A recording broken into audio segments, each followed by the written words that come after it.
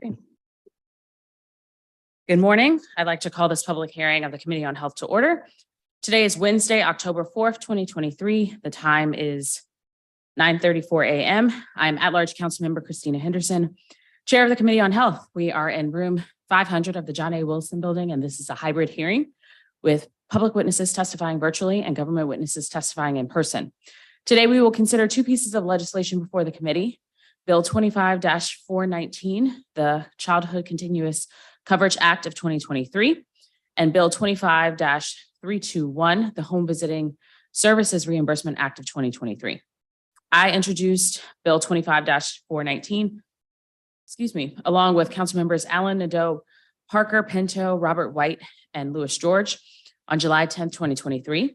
This bill will require that any child enrolled in Medicaid, the Children's Health Insurance Program, also known as CHIP, or the Immigrant's Children's Health Program, during the ages of 0 to 5 years old will not face a redetermination or risk losing coverage under the program until the end of the month in which they turn 6 years old. During the COVID public health emergency, all Medicaid enrollees were continuously enrolled. In the early months of recertification, the district has seen thousands of individuals removed from the Medicaid rolls. For many, the loss in coverage was not due to ineligibility, but rather paperwork. The bill is intended to remove the worry and stress associated with the potential of losing health insurance coverage for children by ensuring that no child enrolled in Medicaid, CHIP, or the Immigrant's Children Program will be removed. Children need more than 25 immunizations in the first 6 years of life, and continuous coverage means that children are less likely to miss appointments. There are also reduced administrative burdens for Medicaid because they would not need to do redeterminations for children in the first 6 years of their life. This benefit is especially noteworthy since CMS clarified that the ex parte redeterminations must be done on the individual rather than on the household level. Oregon was the first state to have a multi-year continuous coverage waiver approved for young children in September of 2022. New Mexico and Washington have filed similar 1115 waiver applications with CMS, and California passed a law requiring continuous enrollment for children up to age 5, subject to federal approval and state funding. This bill would require the district to join these states by applying for that waiver to ensure that any child who qualifies would have continuous coverage. The second bill, 25-321, the Home Visiting Services Reimbursement Act of 2023, was introduced on June 9th, 2023 by council members Nadeau, Louis George, Robert White, Parker, and Allen. The legislation would require Medicaid to cover and reimburse eligible evidence-based home visiting services. For several years, the district has supported the work of home visiting programs through grants through GC Health. This year, the committee moved those funds to the Department of Healthcare Finance and the Budget Support Act. Home visiting services are provided by trained professionals in a participant's home. The program supports expectant parents, new parents, or legal guardians with infants, toddlers, and children up to age 5 by providing access to individualized, culturally competent health, social, and educational services through weekly or monthly home visits. These programs have been shown to across more than 30 years of studies to promote positive child and maternal health, improve performance on developmental outcomes, and encourage healthier home environments and reduce adverse child experiences. To date, 37 states have begun a pathway to Medicaid coverage, with 30 states having coverage fully implemented and 7 states currently in the process, pending approval by the Centers for Medicaid and Medicare Services. This bill will require the district's Medicaid program to submit a state plan amendment within 6 months of the effective date to update the district's Medicaid program to join these other jurisdictions. I would like to welcome my colleagues in attendance. Oh, no colleagues in attendance. Okay. If any of my colleagues show up, we will certainly give them the opportunity to provide an opening statement. Before we proceed to witness testimony,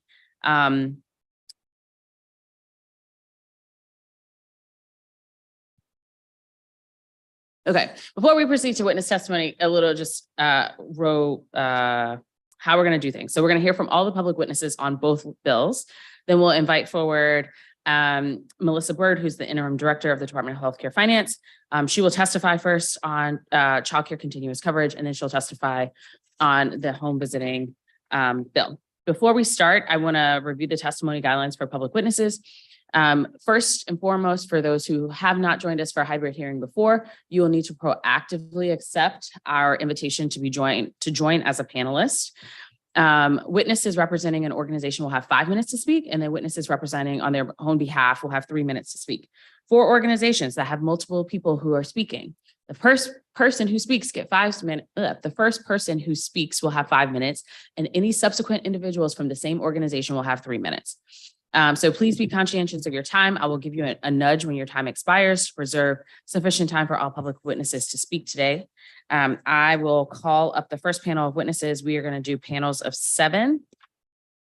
Leah Castles from the Children's Law Center, Fernanda Ruiz from Mary Center, Felix Hernandez from Mary Center, Misha Hill from Mama Toto Village, Aza Nidari from Mama Toto Village, Adam Barragan Smith from Educare DC, and Claudia Schlossberg, who is a public witness. So again, you have to proactively accept our invitation to become a panelist.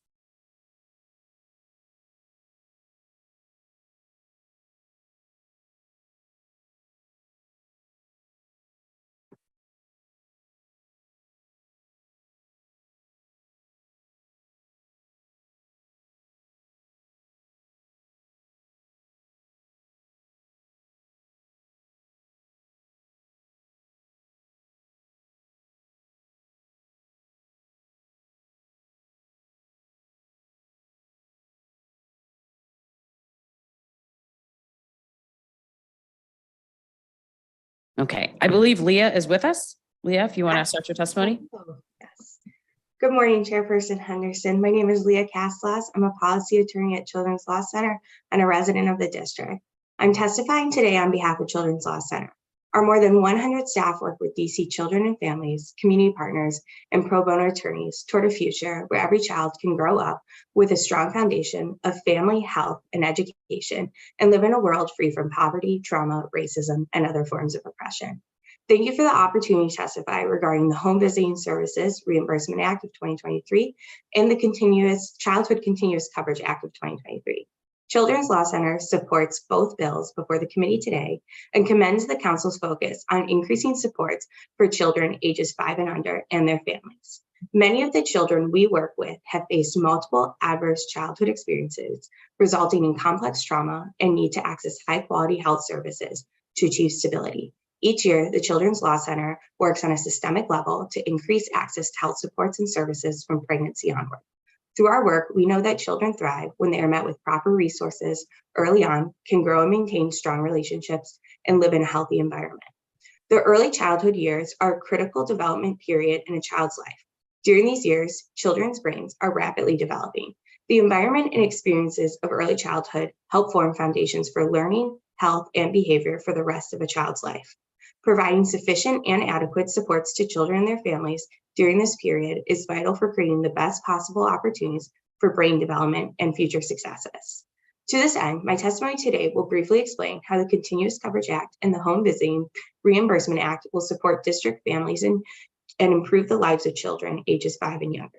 My testimony will also discuss implementation considerations that both the council and executive agencies should be aware of as they move forward the work of both bills. More detail can be found in my written testimony. Continuous coverage is good for children and families because it increases access to healthcare services, provides cost savings to the district, and reduces parental stress. Both the national narrative and outcomes in other jurisdictions support the implementation of continuous coverage for children. For implementation to be successful in DC, however, continuous coverage must be understood within the context of our city's operations and population. There are 4 DC-specific considerations to help support effective implementation of Continuous Coverage Act. 1, individual level data is needed to gauge required investment and impact of this legislation. 2, DHCF should learn from past experiences like the Medicaid pause to inform implementation. 3, an evaluation of the impact of continuous coverage in the district should be part of implementation. 4, the council must exercise vigorous oversight to ensure proper investment and successful implementation of continuous coverage. As for home visiting Medicaid reimbursement, studies show that warm, responsive relationships in the first 5 years of life are critical for child development. Home visiting is a proven service delivery strategy for reducing parental stress and strengthening early relational health. There are currently 17 home visiting programs in the district. As we have previously testified, home visiting programs across the district continue to experience fluctuations in funding that lead to instability of the programs. The Home Visiting Reimbursement Act opens the door for DC home visiting programs to draw down Medicaid dollars as an additional source of federal funding and help to sustain and expand services to reach more children and families. The legislation is not overly prescriptive in how DHCF should approach the state plan amendment, but does require two critical pieces. First, the possibility for home visiting programs to become Medicaid eligible, even if they do not meet the U.S. Department of Health and Human Services evidence-based standards, as long as these programs do meet substantially equivalent criteria for evidence of effectiveness. And two, that DHCF shall consult with home visiting providers in the district to inform the SPA. Consultation is critical because there are several models of home visiting in the district. Each model adheres to its own service package, staffing requirements, and defined protocols to meet the needs of the families it serves. This results in varying costs across model type, which makes it difficult to set one reimbursement rate for all home visiting services. DHCF must take into consideration the varying costs of each qualifying program in the district to understand how it could create meaningful reimbursement that covers actual costs.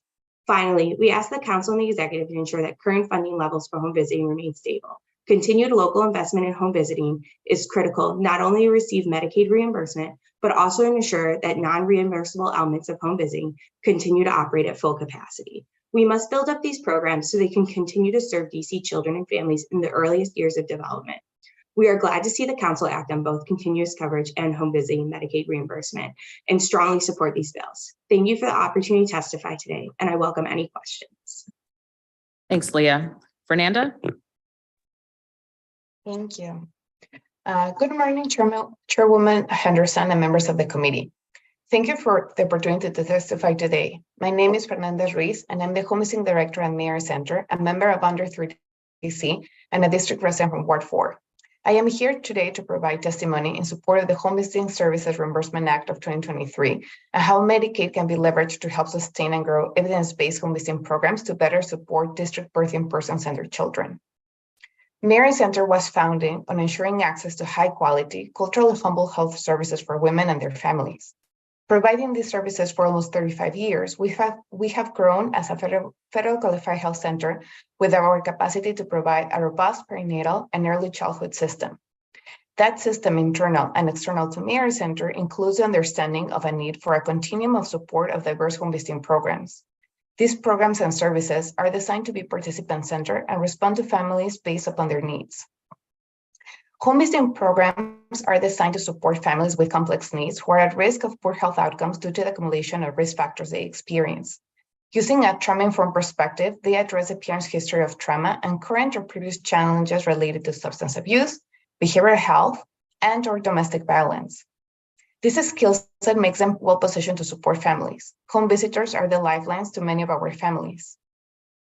Currently, Mary Center implements three evidence-based home visiting models: Nurse-Family Partnership, Parents as Teachers, and Healthy Families America, all of which have strong research demonstrating the impact they have on perinatal participants and their families. Today, you will hear from the national models themselves about their impact. These programs work with the same DC community members served by Medicaid and DC Alliance to achieve and support improved maternal and child health outcomes.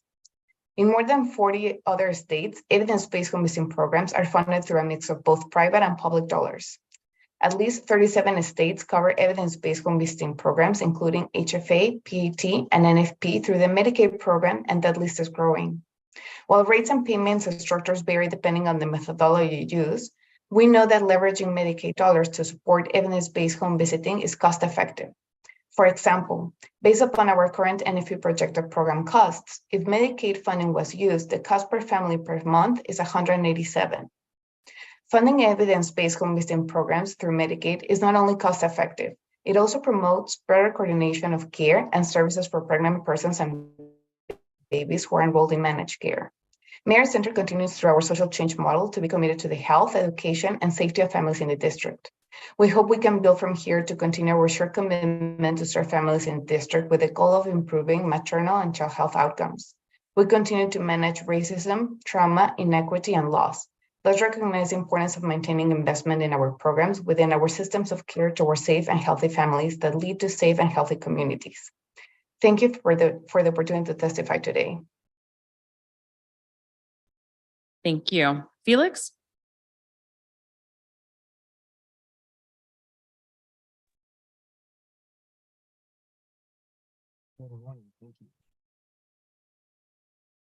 Council and committees, congratulations on finally positioning yourself to catch up to what other 28 other states have already done. We look forward to seeing DC continue this trend of braiding together strong investments into the home visiting strategy that materially benefits the lives of many of our DC neighbors parenting children under 5. I trust that we are here to do the same work of supporting DC families. I'm here to urge this council and the mayor directly to pass and implement B25-0321 Home Visiting Services Reimbursement Act of 2023, so that home visiting programs can finally course correct the reality of being crippled by current weak grant practices that bottleneck home visitor wages and hemorrhages its talented, trained workforce. For many reasons, I find myself in the frustrating position of testifying for about 7 years now, advocating in some way, shape, or form for participants and the federal programs ending after only 1 year of funding, for example. In case you, as you already know, as of 2022, DC's African-American Black maternal and infant mortality rates account for 90% of all maternal and infant deaths in the city. Home visiting strategies are the front line of providing tailored support to families to mitigate these trends. I'll remind you also that these trends are part of policy. They are the very result of successful implementation of how things run for DC. Many say that the system is not broken, and it is not broken, but that it is working as designed. And when Black and brown folks are disproportionately impacted by these tragedies, we see them play out. I'm here because we are long overdue for strong investments into prevention and early intervention, as is the home visiting strategy, as DC's increased investments into policing and surveillance, for example, by way of increasing sign-on bonuses for cops last year from 20,000 to 25,000, is not working to reduce maternal or infant mortalities. Still, I congratulate DC for finally being ready to do what 28 other states have already done. I hope DC's implementation of this bill can be light years ahead of what others have done for parents. I know we are working for the same positive outcome. What I'm here to do is also ultimately share and educate you on the strategy that keeps our DC neighbors connected to healthcare, education, and the resources they need to parent young children safely. I have some examples from participants that have spoken on their experiences in the program. My home visitor supports me by giving me invaluable education, information, and advice, giving me support and validation as a first-time parent, appeasing my anxiety, answering my questions, and doing all this in my home, which makes it so convenient and accessible. Thank you, with hearts. My home visitor supports me by making sure the baby and I have what we need when finances are tight. And you can support us as well. Those are just but some of the examples some of the participants shared with us at a cookout we had a couple of weeks ago. And to conclude, I'm grateful to the participants who show up every day to work on improving their lives and the lives of their children. We would not be able to have the impact that we do without their participation. I'm also grateful to all home visitors for supporting DC's most vulnerable communities and working against a system that is successfully working as designed. We are working against the realities of maternal and infant mortality. That is no small feat. I congratulate home visitors entirely for all the work that they do. I hope DC understands that passing and implementing this bill is but one step of many more to make sure home visiting strategies have robust investments. Focus on prevention. And I urge DC, the mayor, and council to make sure that this work of prevention is the focal point of your investments moving forward. Thank you. Thank you. Misha? Hi, Chair. I would like to yield my time to my colleague, Azza Nadari, so that she can have the 5 minutes if possible. Oh, sure. Azza? Good morning, Councilwoman Henderson and other members of the council. Thank you for the opportunity to speak before the Committee on Health today. My name is Azza Nadari. I am a certified professional midwife, a therapist, the co-chair of the Maternal Mortality Review Committee, and the executive director for Mama Toto Village here today to testify on behalf of Mama Toto for the Home Visiting Services Reimbursement Act. Mama Toto Village is a Black-led nonprofit organization located located in Ward 7. Our work lives at the intersection of direct service via home visitation to pregnant and parenting people, primarily in Wards 5, 7, and 8, and workforce development with the goal of diversifying maternal health workforce and cultivating career opportunities for Black women in the DC region, leading to family-sustaining income. In our 10 years of service, we have served nearly 3,000 pregnant and postpartum people in our home visiting programs and maintained a 0% maternal mortality rate by delivering culturally congruent and respectful care through our innovative home visiting program, Mothers Rising, which delivers care in a team-based approach. In contrast, according to the latest data some of my colleagues have mentioned in the Maternal Mortality Review Committee report, although Black birthing people account for only half of the births in the district, we account for 90% of all pregnancy-related deaths, and over 77% of pregnancy-related deaths in the district are suffered by residents who live in Ward 7 and 8.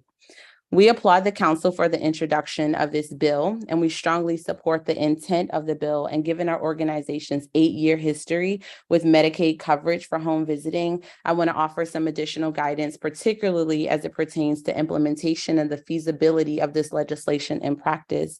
It is of utmost importance that supportive infrastructure for evaluation, technical assistance, and sustainable financial investment is in place before this bill becomes law.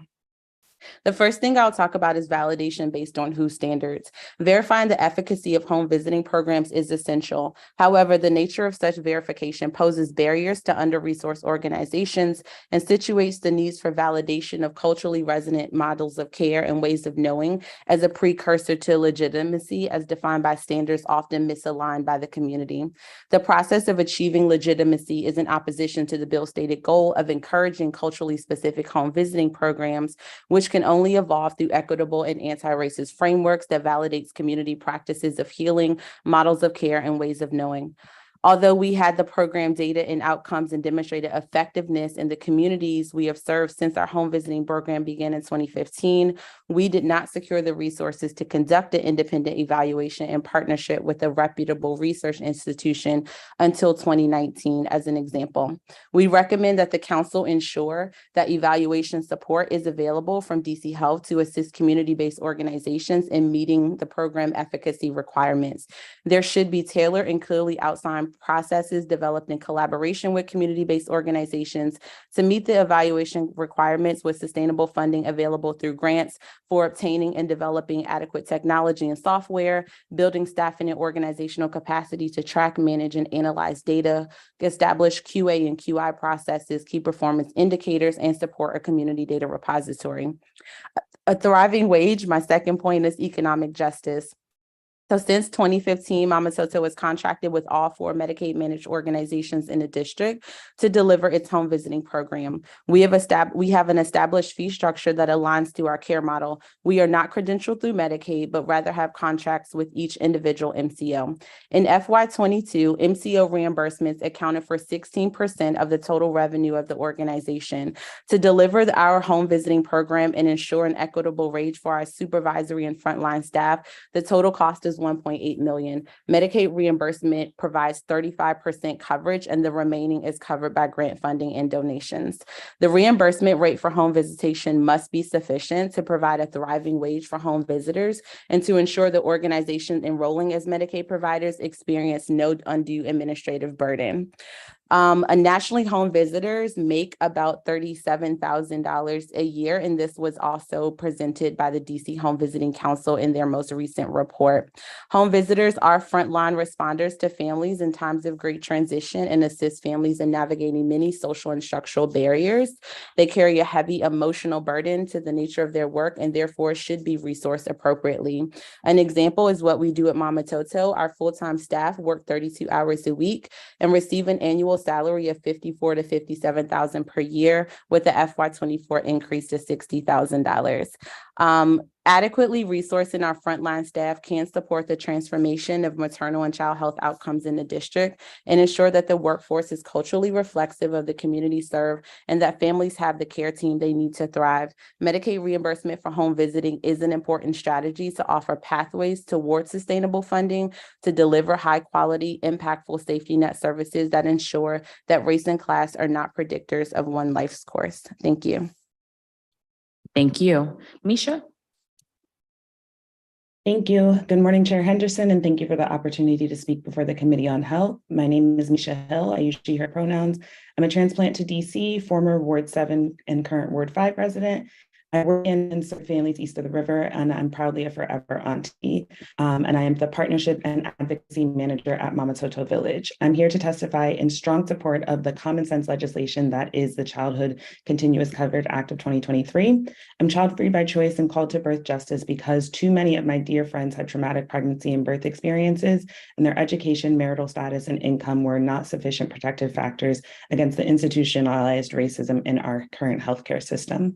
According to 2021 data from the Kaiser Family Foundation, nearly half of all births in the US and 43% of births in DC are financed by Medicaid. When fully implemented, the Childhood Continuous Coverage Act will help to ensure that babies born to these Medicaid eligible families maintain health insurance coverage until their 6th birthday. These children won't risk losing coverage because of clerical oversight or because a Medicaid renewal letter that was sent to an old address or mistakenly thrown in the trash because it looked like junk mail or a bill. Thank you for the opportunity to, since the end of continuous coverage, that was afforded to all Medicaid recipients during the COVID-19 public health emergency, children have accounted for 41% of disenrollments in the 17 states that report data by age. DC is not one of the states that reports data by age. Medicaid coverage is an extremely strong protective factor for children living in poverty. In the district, 91% of children living in poverty are covered by Medicaid. The district is doing a great job ensuring children living in poverty are enrolled in Medicaid, and this bill would strengthen the safety net that supports children in families earning low income. Thank you for the opportunity to testify, and I welcome any questions you may have. Thank you. Adam? Yes. Good morning, Chairwoman Henderson and members of the committee. My name is Adam Berrigan-Smith, and I'm a member of the Under 3 DC Coalition and the Advocacy Manager at Educare DC, a prenatal to pre-K nonprofit organization serving over 400 children and their families in Wards 7 and 8. Evidence-based home visiting programs provide a range of important services, including prenatal and postpartum support, which enable women to receive timely medical attention, nutrition education, and mental health services.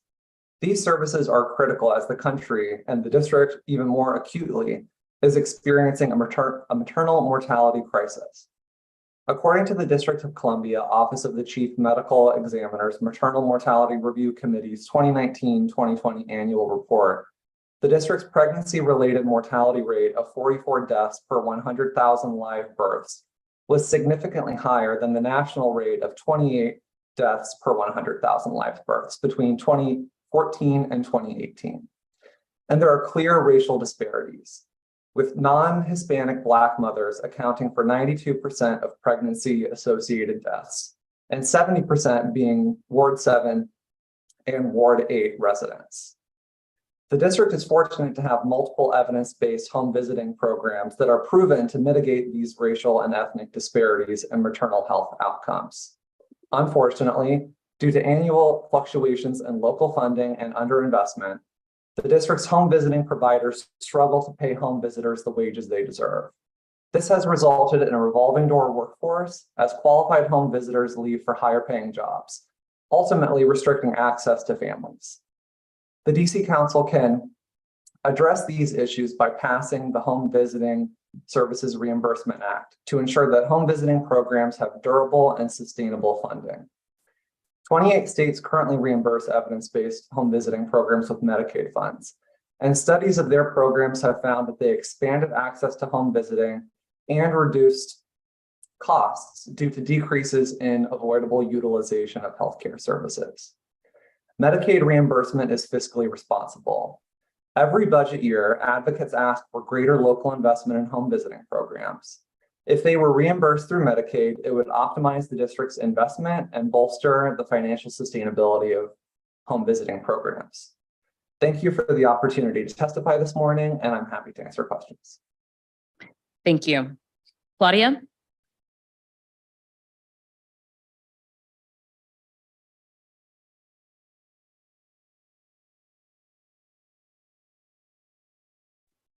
I'm sorry, I was on mute.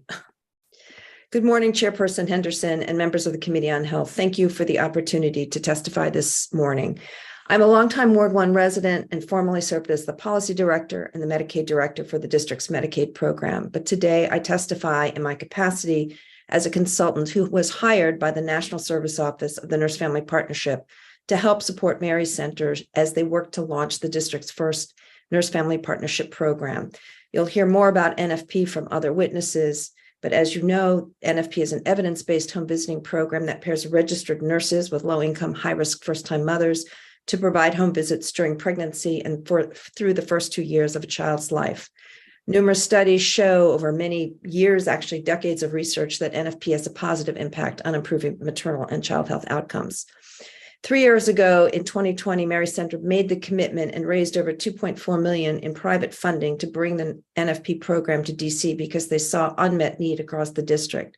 The council also supported this effort with $150,000 in local funds in both FY22 and 23, and in 2024, that number increased to $225,000. Since its launch in 2021, when women were first enrolled in the program, Mary Center has enrolled and served 119 unique clients across all 8 wards and welcomed 92 healthy babies. As noted in my written testimony, the program has achieved positive outcomes. Retention rates among participants also have been high. These are significant data points given the economic, social, and health characteristics of participants served. Nearly 27% of participants have been teenagers, age 19 and younger. Many have significant histories of trauma, intimate partner violence, gang violence, gun violence, and sexual abuse, mental health and substance abuse issues, homelessness, and physical health conditions such as hypertension, diabetes, obesity, and sickle cell that place them and their newborns at risk. Through an agreement with Martha's Table, Mary Center hopes to house an expanded team of 4 additional NFP nurses at the Commons to focus solely on serving pregnant first-time mothers in Wards 7 and 8. However, the ability to serve more first-time mothers in these wards is contingent on identifying additional sustainable funding, both for the existing program and the program expansion. Mary Center private funding, grant funding will end in 2024. The Home Visiting Reimbursement Act of 2023 creates a cost-effective, sustainable way to finance effective home visiting service programs would allow Mary Center to double the number of families served at a cost of only $187 per family per month. This is an investment we cannot afford not to make. Expanding Medicaid to cover evidence-based home visiting also creates the opportunity, as dozens of other states have done, to better integrate evidence-based home visiting into a more comprehensive strategy to support women experiencing high-risk pregnancies who receive their Medicaid or Alliance coverage through our managed care plans. It also creates the opportunity to leverage the district's significant investment in health information exchange to eliminate costly, duplicative, and burdensome reporting requirements. Accordingly, I urge the council to enact this legislation as a critical first step to expanding access to services that are proven to improve the health of at-risk mothers and babies. Finally, I want to commend the council for also introducing the Childhood Continuous Coverage Act of 2023, which would extend Medicaid coverage for children until they turn age 6. This bill reduces the risk that children lose Medicaid for procedural reasons, reduces administrative burden on families and on agency staff, and promotes continuity of care and treatment. It also facilitates the implementation of Medicaid coverage for NFP and other evidence-based home visiting programs that take a multi-generational approach to supporting healthy families. Thank you for the opportunity to testify, and I'm happy to answer any questions. Thank you. And thank you to all of the public witnesses for your testimony on the 2 bills. We have not been joined by any of my colleagues yet, but I like to stay on a timer myself. So I'm on a 5-minute clock. I do have a couple of questions. So first, one of the things that we have seen as a challenge as we have done other changes in the Medicaid program, for instance, with doulas, is that I'm hearing from some of the Medicaid MCOs, they're having a difficult time finding individuals to be able to provide those services to some of their clients. And so are you all confident that if we did an expansion of home visiting for Medicaid services, that we have enough practitioners in the district to be able to meet the need? Anyone can take that on? This is Azanadari. I'll answer that first. I do think that the difference between Medicaid reimbursement for doulas and Medicaid coverage for home visiting is that it is two different mechanisms in which that funding is being passed through. And so you're talking about an individual practitioner versus an organization, which may have the infrastructure in place already to navigate Medicaid and all of the complexities and administrative burden that would come with getting Medicaid reimbursement, maintaining that reimbursement, and all of the filing of paperwork. I think that there are several complexities with the doula reimbursement that is not just unique to the district. Maryland has no doula signed up as well. And so again, we're talking about putting doulas with sometimes populations where there are social complexities. We're looking at the reimbursement rate for doulas comparative to what a doula can make in an independent practice is almost 50% less. And so there's not a huge incentive for people to register with Medicaid and then accompany that with the administrative burden of filing, not being sure when you're going to receive reimbursement, and then again, having the technology and systems in place as an individual provider to be able to navigate all that Medicaid requires. And so I do So think— as just to, I guess, follow up or tug on something that you said, for home visiting, most of home visitors are within an organization. We are not anticipating that someone would set up an independent practice for home visiting? No, that's not how home visiting works. Home visitors work inside of an organization that has an established program, whether that is a homegrown program or whether that is a national model that organization is replicating. Okay. And if I can add to Asa's point, the way that the bill is structured is in support of evidence-based home visiting programs. And so that's where you need to have that certification that Asa is mentioning, that you have to go through an agency. At Mayor Center, we have been implementing Healthy Families America also in Maryland, where Medicaid reimbursement is available. And I can see how it can benefit the program because we're building as a structure, as an agency. We already have that system in place. So it's not individual home visitors who are responsible for making that billing and the credentialing, such as doulas are. Okay. So how many home visiting programs do we have certified in the district right now? There's 22 programs operated by 17 organizations. Okay. So out of the 22 programs, I guess my question to refine it a little is, do we feel like we'll be able to recruit enough home visitors to meet the demand? The organizations. So, I mean, I think two of those would be Mary Center, Mama Toto Village. Do you feel like you have the capacity to, because we're talking about, way more individuals than you're currently serving now? So I think Mama Toto probably is serving close to the highest number of people right under Mary Center. So last year we served 448 people in our home visiting program, which is pretty high. And so we have, and I think maybe some others do as well, but we do have a training that we offer that is a pipeline for home visitors. Those individuals are often coming from communities. Some of them were former clients. About 20% of our staff is former clients who are now home visitors. And so I do think that there is a great opportunity to tap into those communities that we are already serving and resource them, especially if we're approaching this from an economic justice lens, as I stated in my testimony. Right. I'm going to keep going because I do have a couple of other questions. So one of the things that also you all mentioned was around, or one of the things I think that some people can be concerned about with certification programs is a certain level of gatekeeping.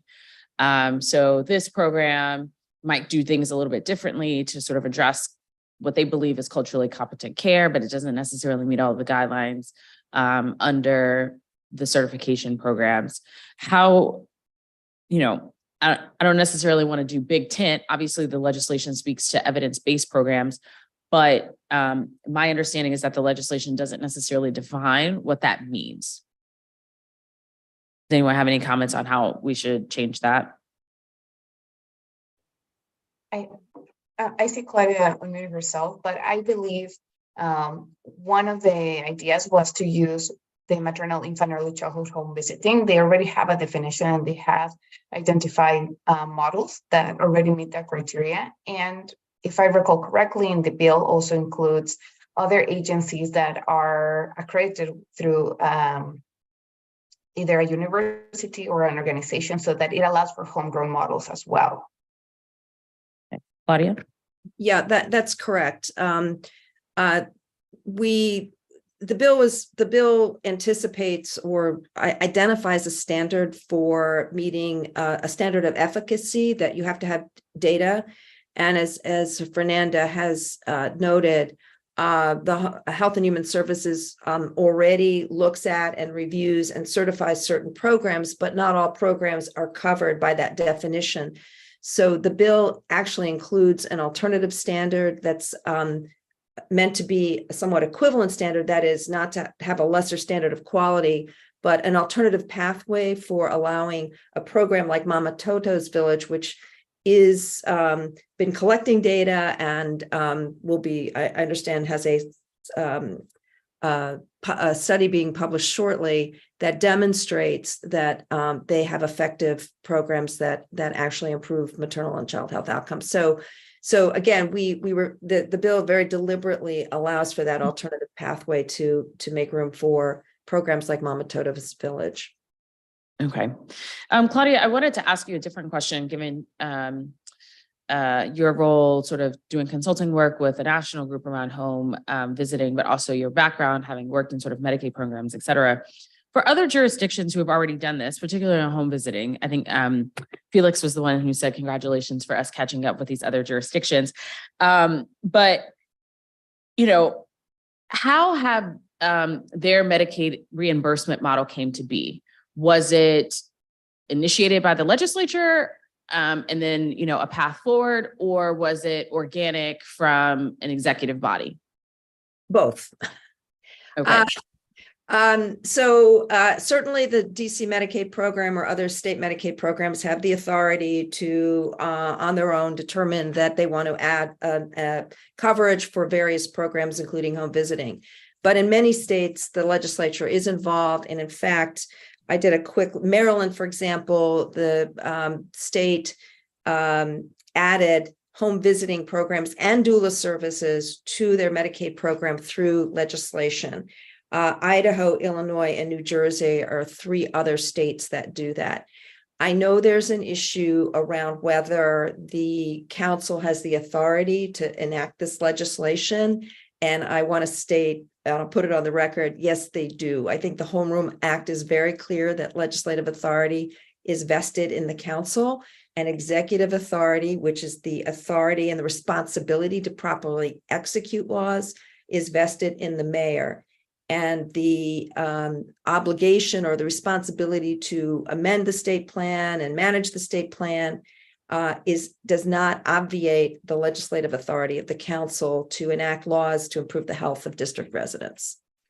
Thank you, Claudia. I appreciate you saying that. We'll probably get into that a little bit later. And I know for some people who are listening, they're like, what is she talking about? But we'll get there.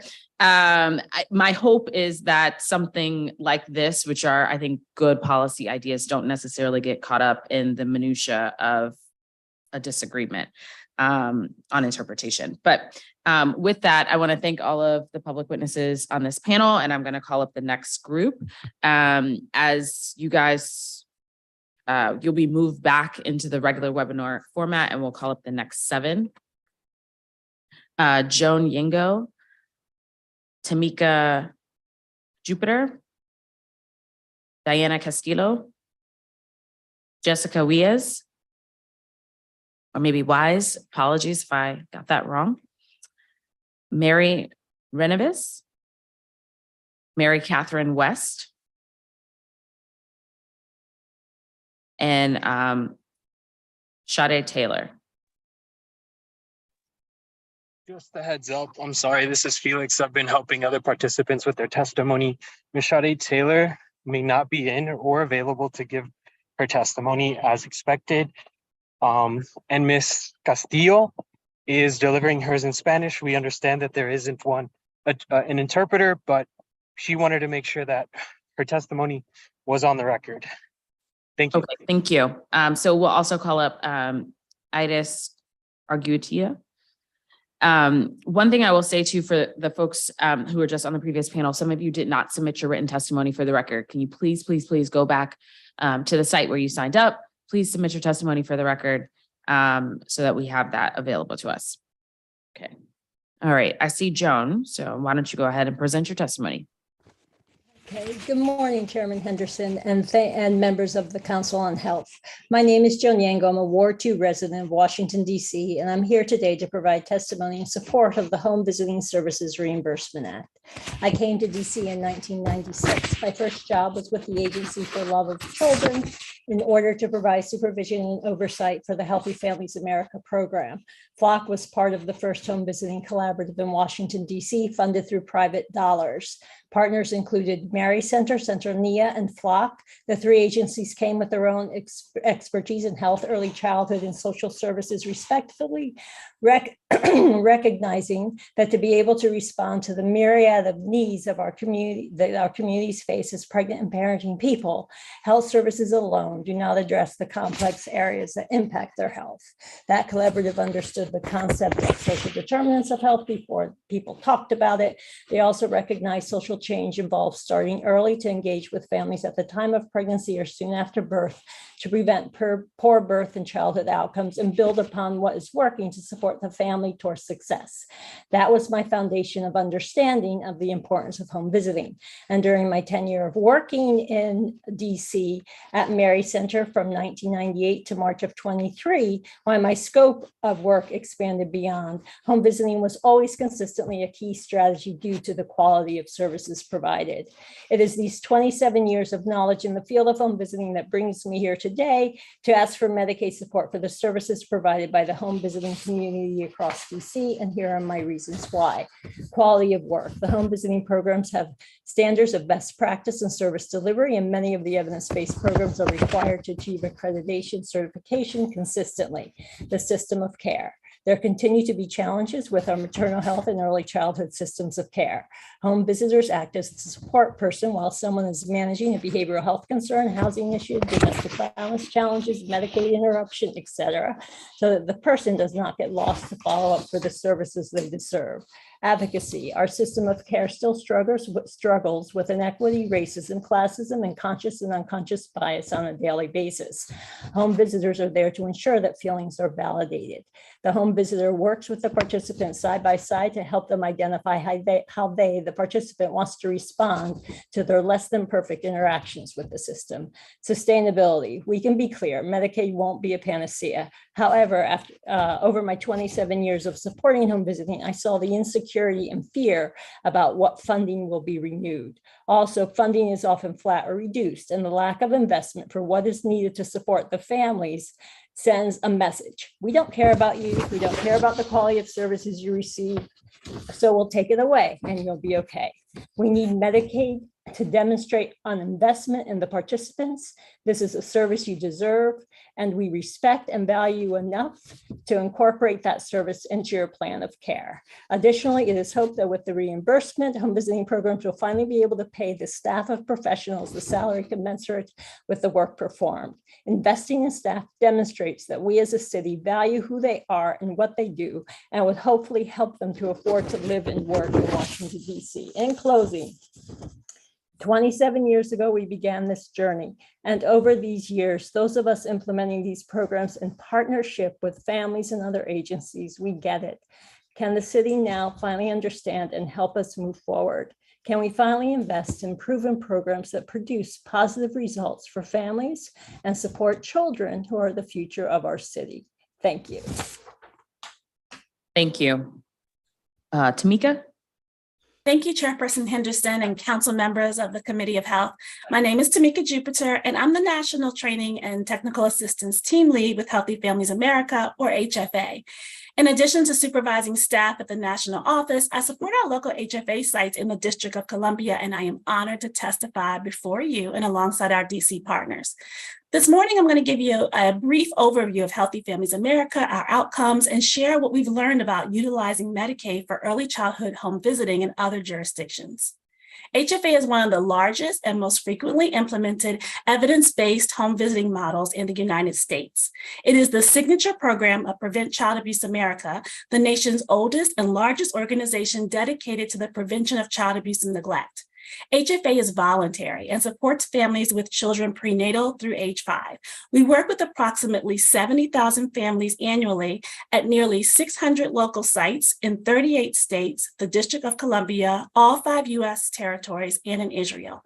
And here in DC, HFA is one of the longest standing early childhood home visiting models, providing services to families for 28 years. And at its core, HFA utilizes a relational infant mental health approach to achieve its vision for all children to receive the nurturing care from their family that is really essential to leading a healthy and productive life. Our home visitors, called family support specialists, are highly trained professionals who partner with families. Many HFA parents have experienced unresolved early childhood trauma themselves, and that is why it's critical that HFA's approach is grounded in trauma-informed practice and focused on building trust. The family support specialist's first job is to build that trust with families, then collaborate to support positive parent-child interactions, identify needs, and set attainable goals. Family support specialists also conduct screenings on child development and maternal depression and refer families to other services as needed. Rigorous research over the past 30 years has demonstrated that HFA's 2-generation model achieves powerful results with diverse populations. Studies have shown that HFA leads to improved health outcomes for both children and mothers, including fewer low birth weight babies, with effects strongest for Black moms, increased breastfeeding, prenatal visits, and well child visits, and fewer depressive symptoms. In addition to these health outcomes, research shows that HFA's approach improves child safety and prevents maltreatment. Children are less likely to have behavioral issues or receive special education services, and they're more likely to be successful in school. Caregivers engage in education and training opportunities at a higher rate, and they're less likely to experience homelessness. It's important to note that families that live in geographically and racially diverse communities and that also are experiencing a variety of stresses and challenges all demonstrate positive results when participating in HFA services. The long-standing evidence of impact by programs like HFA is why this bill is before you. Extending health insurance coverage for eligible early childhood home visiting services will have a positive impact on children, families, and neighborhoods throughout the district. However, it's critical that these services get to the families who need them most. It's going to be important that the District Department of Healthcare Finance considers carefully how to structure reimbursement through these healthcare programs.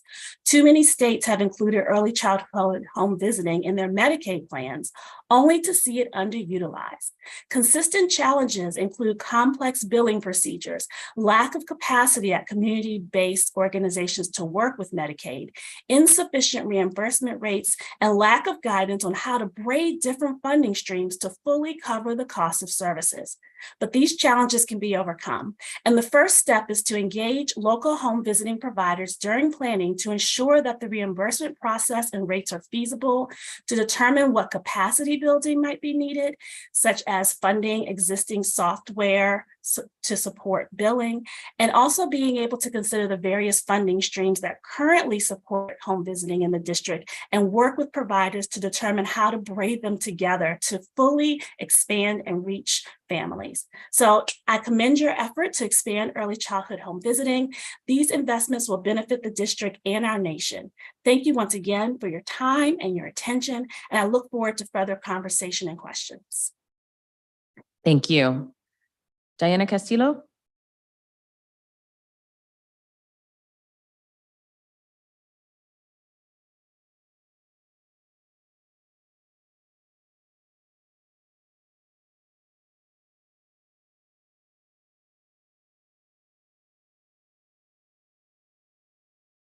Diana, if you're speaking, you're on mute. Yes. Bueno, hola, buenos días al cónsul y a los presentes. Mi nombre es Diana Rubí Castillo Casarrubias. Yo vivo en la zona 4 en Washington, D.C. Soy mamá de un niño de 14 meses. Estoy estudiando actualmente en la Escuela Brilla de CBA. También estoy en tratamiento con oncología por mi cáncer en el estómago, siempre de la mano con la enfermera Maggie. Siempre yo he dicho que con ella somos un equipo, que hacemos muchas cosas. También ella nos ha ayudado mucho a las citas médicas mías y también de mi bebé. Como saben, yo no hablo inglés. Se me dificultan muchas cosas para que yo pueda hacer citas o algunos procedimientos que tengan que hacer. Siempre he estado apoyándome en cualquier duda que yo tengo o cualquier pregunta que yo tengo hacia los doctores. Como hispanohablantes que no hablo inglés, hay veces que no podemos tener los apoyos que corresponden, o a veces también no podemos completar alguna cita o una solicitud, digamos en este caso, para pedir algún seguro médico o estampillas. Caemos en una cuestión de inseguridad cuando nos toca aplicar porque no sabemos lo difícil que nos va a hacer esto. Entonces a veces nosotros como personas que no hablamos inglés nos quedamos con el que no lo lograré para poder que me den ese apoyo. Entonces nos quedamos en casa sin tener esos grandes apoyos que nos pueden brindar. Y con la enfermera Maggie yo he podido estar siempre al pendiente de todo eso que le corresponde tanto a mi bebé como para mí. Tenía un problema médico de mi presión. Tenía un colapso de dolor de cabeza. También yo le expliqué a ella sobre todo eso que yo estaba pasando. Y ella fue la que me ayudó para tomar una cita médica para que pudieran atenderme correctamente hacia mi dolor de cabeza y pudiera mejorar. Cada vez que mencionaba a mi doctor, cuando yo iba a la clínica, me decían que no había ningún problema, que todo estaba bien, pero la enfermera Maggie fue como que la adecuada para comunicarme más sobre el problema y navegar y pedir alguna ayuda para que yo pudiera estar bien. Antes, sin ella, yo la verdad estaba muy desconectada de todo, no sabía cómo abortar o cómo ayudarme a mí misma para poder tener todos los ingresos y también llevar un embarazo mejor y un tratamiento de cáncer adecuado.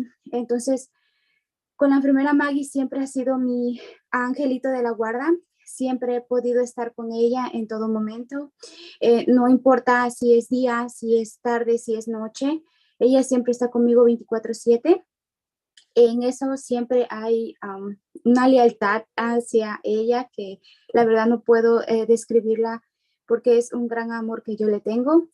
Y si yo pudiera describir a mi trabajadora de visitas a hogar, la enfermera Maggie, en 3 palabras sería amor, bondad y comprensión. El amor porque ella siempre ha estado en ese tiempo con mi persona y con mi pequeño apoyándonos en todo momento. Y es una voz que en verdad me comprende y siempre está conmigo. Y como bondad, porque ella tiene el carácter muy lindo y con un carisma hermoso que cada vez que necesito apoyo, ella me dice, dame 5 minutos o te llamo ahorita o espérame, yo voy a buscar eso para poder solucionarlo. Entonces siempre le digo a ella que nunca nos ha dejado desde ningún momento.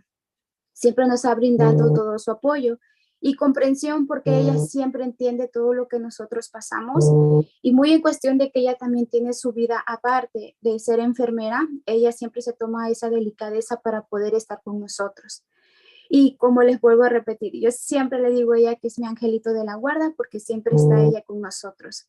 Hay muchas palabras para definir el programa, pero al fin he apoyado muchísimo y el apoyo que nos están dando, diría muchas gracias por todo el apoyo que nos han brindado, por todo la atención y por siempre estar ahí con nosotros para cualquier problema. La última palabras que yo le quisiera decir al cónsul es de que los hispanos a veces nosotros nos restringimos de muchas cosas y con este gran apoyo que nos brindan, yo siento que es una gran puerta para que nosotros podamos mejorar en educación, salud y más. Lo que nos brindan es el apoyo, es como una luz para nosotros que podemos lograr como con este básico también nos sentiríamos con más respaldo para poder ver una posibilidad y poder tomarla. Y me gustaría que todos los hispanos que pasen por esta experiencia semejante a la mía participemos en este apoyo y llevamos siempre de la mano para que jamás se sientan solos y siempre tengan el respaldo de un home visit en casa para que puedan lograr Yes, siempre Philo? todo. Muchas gracias. Oh, great. Thank you. We let you go on for a little bit longer there. Dr. Weiss? Hello, DC Council. Thank you for letting us speak today. My name is Jessica Weiss. I'm a primary care pediatrician who has lived and worked in DC for 10 years. I currently live and work in Ward 1 with my 2-year-old and 5-year-old at home. I am speaking on behalf of the DC chapter of the American Academy of Pediatrics. The DC AAP chapter, along with other members of the Under 3 DC Coalition, strongly support DC Council's passage of the Medicaid reimbursement home visiting program. Home visiting programs are an important family support strategy designed to strengthen families during a time of critical growth and development. By providing evidence-based guidance and support at home, home visiting can help with identifying postpartum depression and anxiety, improving parental bonding, encouraging early brain development, and educating families about upcoming changes to keep their child's development progressing. As a pediatrician, I would love to spend quality time getting to know my patient's full environment so that I can fully see the complete picture of a family's resiliency and where a family may need additional support. My 20-minute appointment slots are frankly not enough time to do all of it. Just 2 days ago, I met a mom and a dad with a 6-month-old who shared that grandma was co-sleeping with her son. We talked about safe sleep extensively during our visit, but grandma just wasn't there. I know that if I was able to work with a home visiting program, the home visitor would be able to share safe sleep education with all the family members and support the parents in educating his grandma and helping to change behavior. For all families who participate in a program like this, I would have better understanding of how to support a family so that every child in Washington, D.C. has equal opportunity to achieve growth and well-being. Funding for an early intervention program like this will prevent higher cost consequences in the future. The evidence of home visiting programs is vast and shows both improvements in the health and well-being of children and their parents. For birthing parents, studies show that home visiting programs can support pregnant persons to increase access to prenatal care, to increase their nutrition during pregnancy, and to show an increase in birth weight of newborns. After birth, evidence shows that it identifies and addresses maternal depression, increases time between pregnancies, increases maternal employment, increases maternal rates of return to school. For children, it decreases the number of visits to the emergency room, decreases the number of incidents of abuse and neglect, and improves early childhood development. All of this complements the work that I'm able to do in my office. We thank the DC Council for their focus on early childhood and hope that this funding is considered to complement existing opportunities. Thank you. Mary? Good morning. Thank you for the opportunity to speak today in support of the Home Visiting Services Reimbursement Act. I am a neonatologist and I have worked in a DC NICU for several decades. I'm speaking on behalf of the DC AAP neonatologists. We support this legislation because it will strengthen home visit services. Quality home visits have proven benefits for child and maternal health. It's an underutilized service with missed opportunities for family health and cost savings by preventative measures. As neonatologists, we care for the babies of many DC families who would benefit from home visits pre and post delivery. The rate of preterm delivery in DC is greater than 10%, earning a C- rating by the March of Dimes. Rates are twice as high for Black babies, contributing to infant mortality disparity. I've worked with a prenatal home visit program that reduced Black preterm deliveries. Home visits can also improve pregnancy health and nutrition, birth weight, and pregnancy-associated stress and depression. After delivery, it is not uncommon for the birthing parent of our patients to be readmitted to the hospital for high blood pressure, wound problems, or infections. Most at risk are mothers of color. Postnatal home visits can identify complications and may be life-saving. Postpartum anxiety and depression are also frequent and impact the whole family and the infant development. Home visitors can screen for this, lend support, and facilitate therapy if it's needed. Infants who are fed human milk have better health and development. Birth hospitalization is too brief to establish breastfeeding, and without ongoing support, breastfeeding is often stopped at home too soon. Home visits can help establish and continue breastfeeding for a longer duration. Developmental concerns are common. Having eyes on the developing child in the home environment can help to educate parents about safety hazards and age-appropriate expectations, warding off family frustrations and child abuse. There were 85 infant deaths in DC in 2019 to 2020. 13 died of suffocation at home due to unsafe sleep practices, and 2 died of SIDS. These home deaths accounted for more than 17% of infant mortality, with a big impact on disparity. Infant death scene investigations almost always show that a safe crib is present in the home, but the crib is filled with stored items clearly not being used. Home visits could have recognized safe sleep practices are not being followed and encourage safer practices before the death occurs and reduce infant death disparity. Thank you for considering this legislation. This act will improve stable financing for home visits, enable more home visits, and enable retention of qualified home visitors, with the potential to reduce disparities in maternal morbidity and infant mortality. DC families will benefit and healthcare dollars can be saved. Thank you. Thank you. Mary Catherine?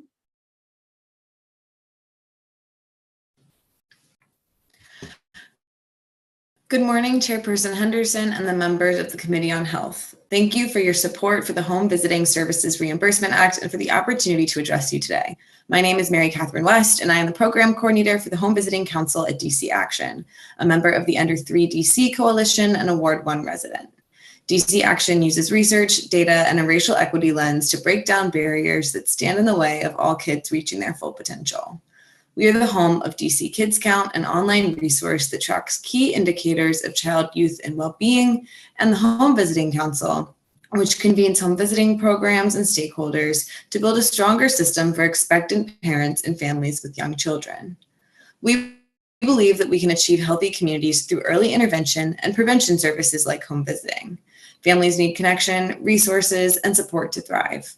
Home visitors use a curriculum that supports families to reach their goals in pregnancy outcomes, maternal and child health, child and family safety, parenting skills and practices, social, emotional, and cognitive development for children, and school readiness. We strongly support the Home Visiting Services Reimbursement Act, which provides an opportunity for DC to garner additional federal funding for home visiting programs. Since 2018 and throughout the COVID-19 pandemic, both local and federal funds for home visiting have been highly variable, forcing programs to adjust and adapt to budget changes and tight budgets. Along with other federal and local sources, Medicaid reimbursement would provide an additional and sustained investment into home visiting that programs can count on year after year.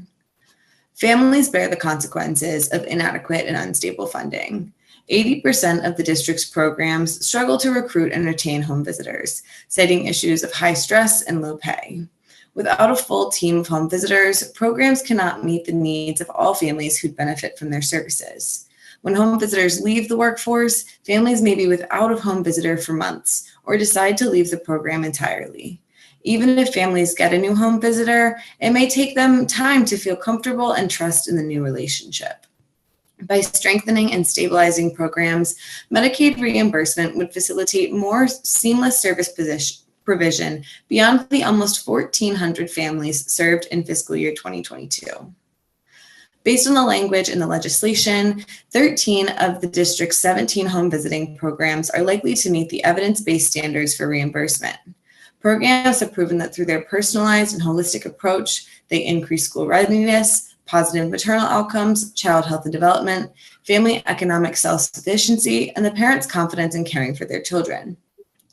Home visiting decreases child abuse and neglect, intimate partner violence, preventable childhood conditions like low weight births and preterm births, and most importantly, reduces infant mortality rates, which is critically important in the district as our rate is higher than the national average.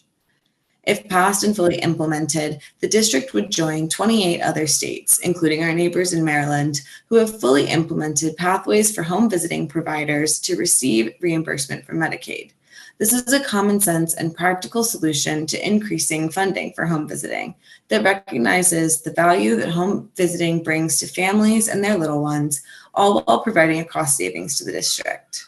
We hope the committee will quickly mark up and the DC Council will pass the Home Visiting Services Reimbursement Act so that the Department of Healthcare Finance can begin to create its state plan amendment for submission and approval by the Centers for Medicare and Medicaid Services. When creating the SPA, DC Action and the Home Visiting Council would be eager to work with DHCF to support a smooth and effective implementation so we can ensure that the added Medicaid dollars go to serving families and improving program outcomes. DHCF must establish a reimbursement system that provides desirable rates to cover program costs and incentivize participation, as well as desirable methods that do not put undue administrative burden on programs' reporting capacity. Now is the time to invest in the district's families. We are excited for the opportunity to strengthen funding and stabilize these essential programs, and we can work together to ensure that these investments successfully reach families and help them thrive. Thank you for your time and consideration, and I am open to any questions. Thank you. Iris? Okay. Good morning, everyone. Mi Morning. nombre es Iris Argueta y soy la coordinadora del programa HIPPY en The Family Place. HIPPY es el programa de instrucción en el hogar para padres de niños en edades preescolar. Nuestro programa de visitas en el hogar HIPPY es un programa basado en 30 semanas de currículo, principalmente para ayudar a padres que tengan niños de 2 a 5 años de edad, el cual está enfocado en ayudar a los padres a convertirse en los primeros maestros de sus hijos. En el programa proveemos materiales educativos para cada actividad y libros que complementan cada actividad. En cada visita se revisan las fortalezas y debilidades y nos enfocamos en reforzar y darles el apoyo necesario. También brindamos paquetes de comida una vez por semana, información sobre actividades en la comunidad y sobre los servicios disponibles para los residentes. Nuestras visitas no solamente se enfocan en el currículo, sino también en brindar el apoyo a las familias en diferentes áreas, ya que muchas de ellas carecen de educación o información sobre los recursos disponibles y los procesos para obtener esos recursos. Esto muchas veces causa situaciones de depresión, particularmente durante la pandemia y aún ahora en el proceso de recuperación económica después de la pandemia. En el año 2011 llegué a The Family Place buscando ayuda para mí y para mi familia, como muchas otras familias en las que hoy puedo ayudar. En ese momento yo me encontraba frustrada y desesperada porque no sabía cómo ayudar en las tareas a mi hija, que entonces tenía 3 años. Yo no tenía los recursos necesarios y por eso fue que yo me inscribí al programa HIPPY. Al pasar la semana fui aprendiendo actividades que yo podía hacer con mi hija para ayudarla a desarrollar sus habilidades físicas y cognitivas, y los resultados eran notorios. En la escuela su maestra cada día me decía: Bianca ha mejorado mucho, ya sabe la forma, los colores y los números. Y por eso comencé a compartir el programa con otros padres en la escuela. Después de estar en el programa como participante, empecé el proceso de entrenamiento para ser visitadora y asistir a otras familias. Desde entonces he podido trabajar con muchos padres que se encontraban en situaciones similares o aún más complicadas que las mías. Quiero compartir una historia que me inspiró a seguir en este programa de visitas en casa. Hace años atrás trabajé con doña María, quien tenía una niña de 3 años. Ella iba a la escuela donde están mis hijos. Cuando estábamos llenando la aplicación para inscribirse al programa de visitas, me di cuenta que ella no sabía ni leer ni escribir. Esto fue un reto para mí, el cual asumí con mucho amor y dedicación. Doña María, muy apenada, me dijo que necesitaba ayuda porque sentía impotencia al no poder ayudar a su hija. Le ayudé a inscribirse y durante las visitas ella aprendió a leer y a escribir, y asimismo ayudaba a su hija. Estaban las dos aprendiendo juntas. Doña María ahora me refiere a muchas otras familias en situaciones similares. Es importante notar que a menudo algunas de estas familias se alejan debido a trámites burocráticos que generan temor y desconfianza. Los procedimientos administrativos también pueden ser abrumadores para nosotras, las visitadoras, y nos limitan a nuestra capacidad de brindar un servicio de calidad a las familias. Después de 12 años de experiencia como participante y visitadora en el programa, me enorgullece ver el impacto positivo en mi hija, que ahora ella es una destacada estudiante. Es por eso que solicito al Consejo de DC que apoye el acto legislativo de reembolso para servicios de visitas en el hogar 2023, enfocándose en apoyar a las familias de bajos recursos y ayudar a The Family Place y a otros programas de visitas a llegar a más familias. And thank you for the opportunity to testify. Thank you. And thank you to all of the panel of witnesses who testified on this. I do have a couple of quick questions. And just to make folks aware in terms of, you're probably wondering, where are all the other council members? There's also another hearing going on at this exact same time in the Committee on Transportation and the Environment on some transportation bills. And so I know that's where Councilmember Nadeau is, because it is a joint hearing between T&E and Public Works, which she chairs. But my question, I want to ask Joan, if you're still with us, a quick question. So in your testimony, you talked about how Medicaid reimbursement will help to pay staff more in the home visiting space. And, you know, we've heard this prior in budget testimony earlier this year around, oh, we need more money in order to pay people more, but we know that there's variability in terms of how programs are paying folks. And I'm just curious if there's been sort of a calculation done that why does Medicaid reimbursement, I guess, provide more financing and funding for home visiting? Or is it that Medicaid reimbursement provides more stable funding as opposed to a year-to-year grant? It's both. Okay. I would say it's both. So you get your, as I recall, I haven't done this for a while, but you get your grant funding, or whatever the funding is. It stays flat or it's reduced. So when you budget, you have to base your budget on that initial funding that comes through the grant. And what happens is you can't put more dollars in to invest the higher salaries that these professionals deserve. So you have to budget with that flat salary. And the folks doing this work, it's a very complex role, and it requires a lot of knowledge, not only just the basic knowledge of the technical expertise they have.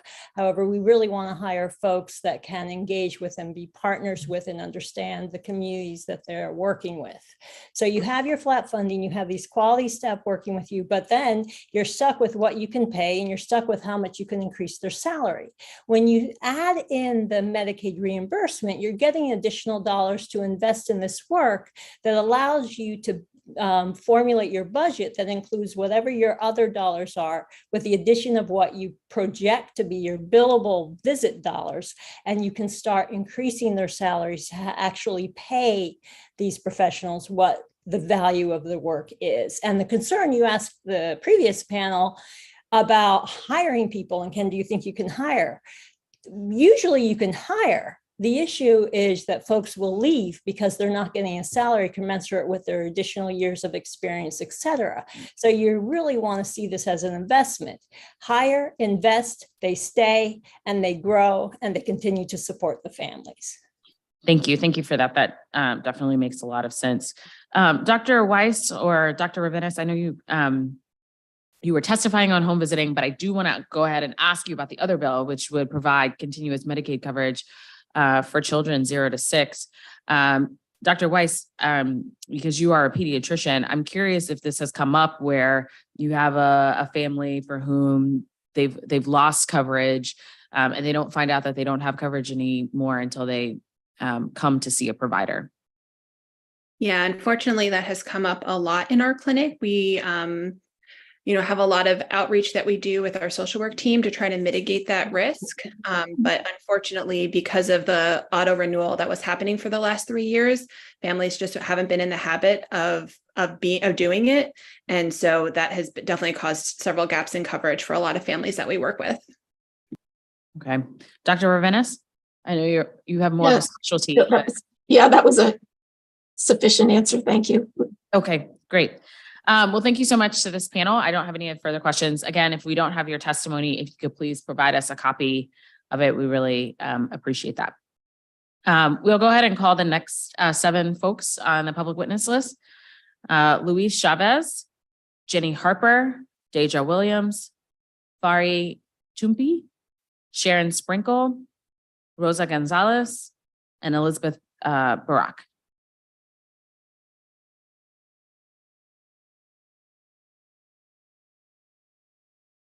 We will give it a minute.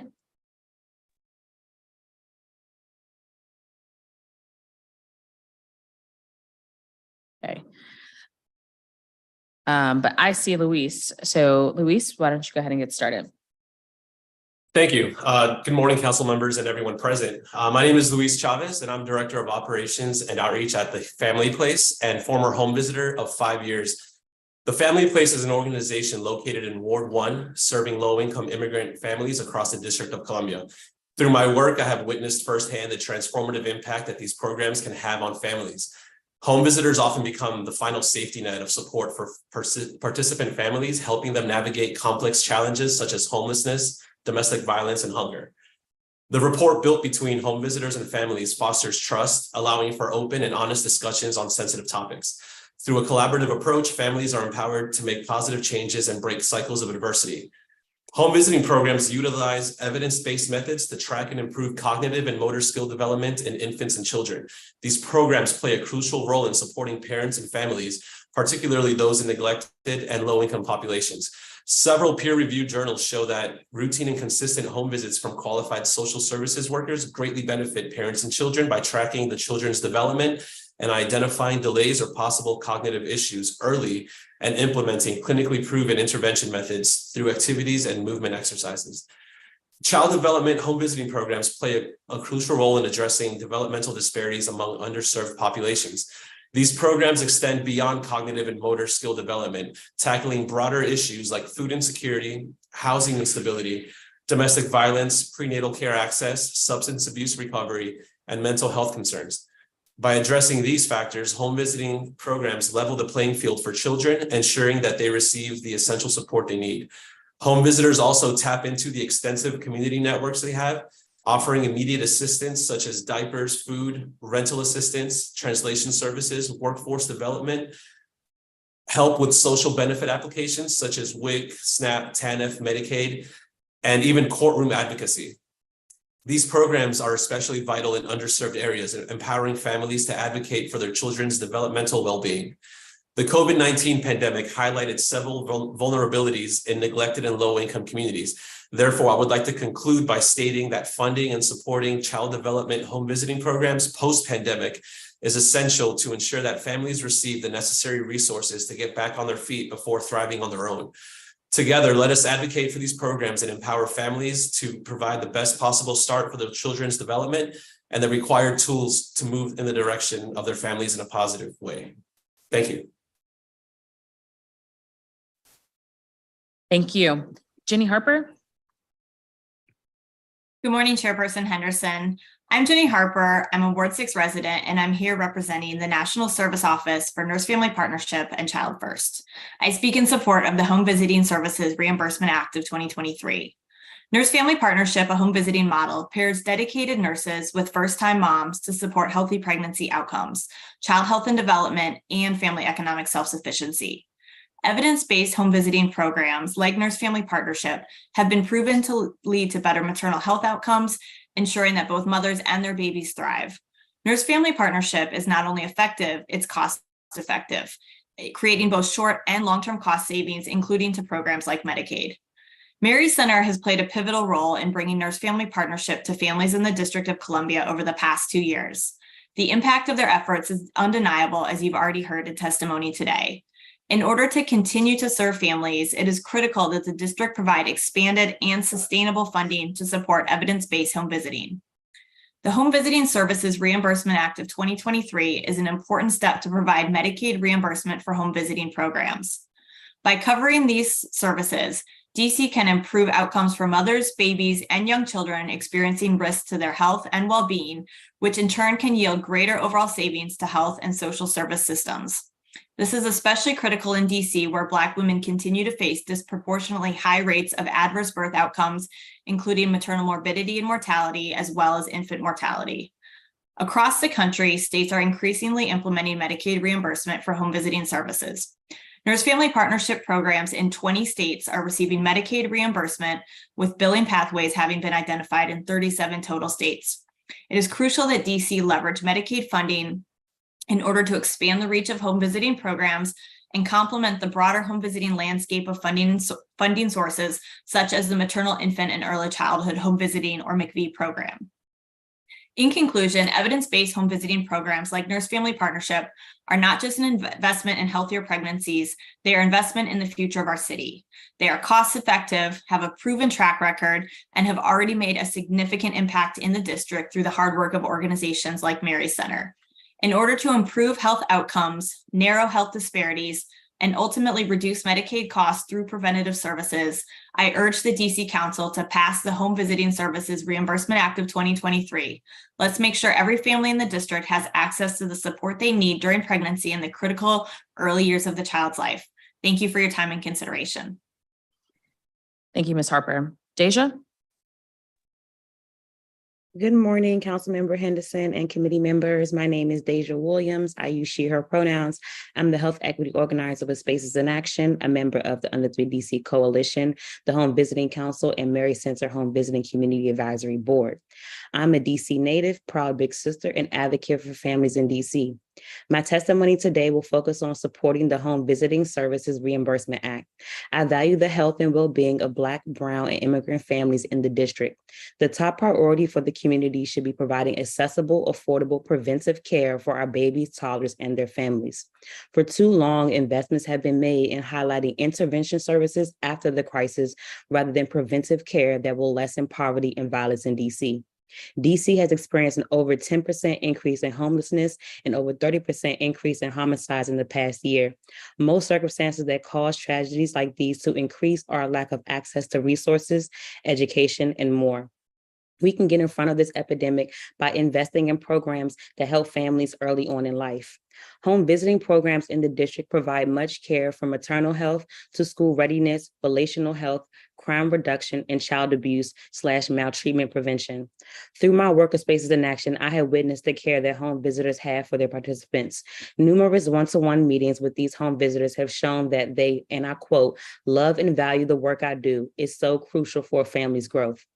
Home visitors in the district are the frontline workers supporting our families. They have a vital role in the healthy development of our babies and toddlers. They provide tangible resources such as diapers, food, and access to holistic health care. Home visiting programs in the district must have a sustainable funding source. Medicaid reimbursement for these programs will ensure that the current funding sources address the many issues home visiting programs are experiencing. The existing funding structure of home visiting in the district has experienced frequent fluctuation and lacks needed investment. This causes staff turnover, low participation, lack of resources, and more negatively impacting the families that benefit from these programs. Most importantly, the more sustainable funding that home visiting programs receive will ensure positive outcomes for families in DC. DC can join the 28 other states that have passed this bill for home visiting programs to help the health disparities amongst pregnant women and children in their communities. DC needs to ensure this same investment is being made in these programs for the health and well-being of our community. Evidence-based home visiting programs have a proven track record of improving maternal health and birth outcomes and the health and mental health of pregnant women, new mothers, and babies. Programs such as Nurse Family Partnership, Healthy Families America, and Parents as Teachers directly address and improve DC's maternal and infant health rate. Sustainable funding for these programs is imperative to continue to address the disparities. I urge the council to ensure that Medicaid reimbursement becomes a funding source for evidence-based home visiting programs in DC. Thank you, Council Member Henderson and committee members for hearing my testimony, and I'm open to questions. Thank you. I don't see Fari. So yeah, Fari let me know that right before this hearing, she had an emergency at her granddaughter's school. I do have her testimony to read if I'm able to stand in for proxy for her. Okay, or how about, is it possible that you can upload her testimony? Yep. Okay, perfect. Sharon? Greetings, Chairperson Henderson and members of the Committee on Health. My name is Sharon Sprinkle, and I'm co-director of nursing practice with the National Service Office of Nurse Family Partnership and Child First. The National Service Office is the headquarters for two evidence-based models, Nurse Family Partnership and Child First. Today, I'll be speaking about Nurse Family Partnership. Since replication in 1996, we've served over 385,000 families. And annually, we serve 54,000 families across 40 states, the District of Columbia, the U.S. Virgin Islands, and tribal communities. I'm here today as a native Washingtonian. While I live in Winston-Salem, North Carolina, DC will always be home to me. My family live and work in this vibrant and historic city. I grew up in public housing in the Sibley Plaza projects located in Ward 6. As a native Washingtonian, I am honored and humbled to offer testimony for Home Visiting Services Reimbursement Act of 2023. I'm deeply grateful for this legislation being introduced to add evidence-based home visiting services to what's covered by Medicaid. I'm thankful for many reasons. Chief amongst them is that home visiting supports the first 1,000 days of a baby's life and provides the opportunity to create bridges across health disparities. The first 1,000 days of life is a period of a child's life from conception until the child turns age 2. A baby's experience in the first 1,000 days of life can have a lifelong effect on their health and well-being. Stress, trauma, poverty, and violence experienced during the first 1,000 days can have long-term adverse health effects on a baby. With the passing of this legislation, home visiting is the intervention for improving maternal-child health outcomes and health disparities. Home visiting goals are to positively impact pregnancy outcomes, improve child health and development, and improve the economic self-sufficiency of families. Interventions during pregnancy, which impact the outcomes, is the enhancement of social supports by increasing engagement of partners, families, and friends to provide emotional support while reinforcing the improvement of prenatal behaviors, as well as increasing identification and management of intimate partner violence. Home visiting also provides coordination of care through increased identification of substance use concerns and referrals to community services. To address the goal of improving child health and development, home visiting interventions positively impact the goal by enhancing safe, nurturing, positive development, promoting care for the child through increased breastfeeding, increased healthy diet, increased safe sleep practicing, which has already been talked about today, increased access to books, games, and other appropriately stimulating materials. Improving the health and economic self-sufficiency of the family is the third goal of most, if not all, home visiting models. Home visiting works towards impacting this goal by coordination of care and support of appropriate use of resources by increased identification of substance use concerns and referrals to community service, increasing the use of appropriate preventative care for the parent, and completion of education and finding employment. When enhancement of social support and coordination of care work in tandem, communities can realize decreased preterm birth rates, decreased low birth weights, decreased child abuse and neglect, decreased youth arrest and adjudication for problem behaviors, reduced mortality from preventable causes, increased school readiness and academic achievement, and increases cognitive ability of children of mothers with limited resources to cope with poverty. I'm humbled to have started Nurse Family Partnership flagship site in North Carolina, and also to work at the National Service Office, and equally as important to have the honor and privilege to support the clinical implementation of Nurse Family Partnership at Mary Center. As a native of DC, I've waited 23 years for Nurse Family Partnership site in my hometown, and my commitment to its success is unwavering. In closing, I respectfully request the council to pass this legislation as a crucial next step to expanding access to services that are proven to improve the health of families with multiple overlapping adversities. I'm happy to entertain any questions. Thank you. Ms. Gonzalez.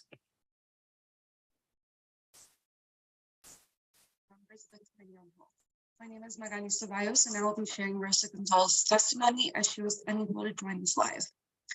My name is Rosa Gonzalez, and I'm here today to share about my experience in home visiting and ask that you pass the Home Visiting Reimbursement Act of 2023. Thank you for your time. I have been a participant of Parents as Teachers with my children for 5 years, and I've benefited tremendously from the program. When I initially started Parents as Teachers, I was timid and afraid of many things.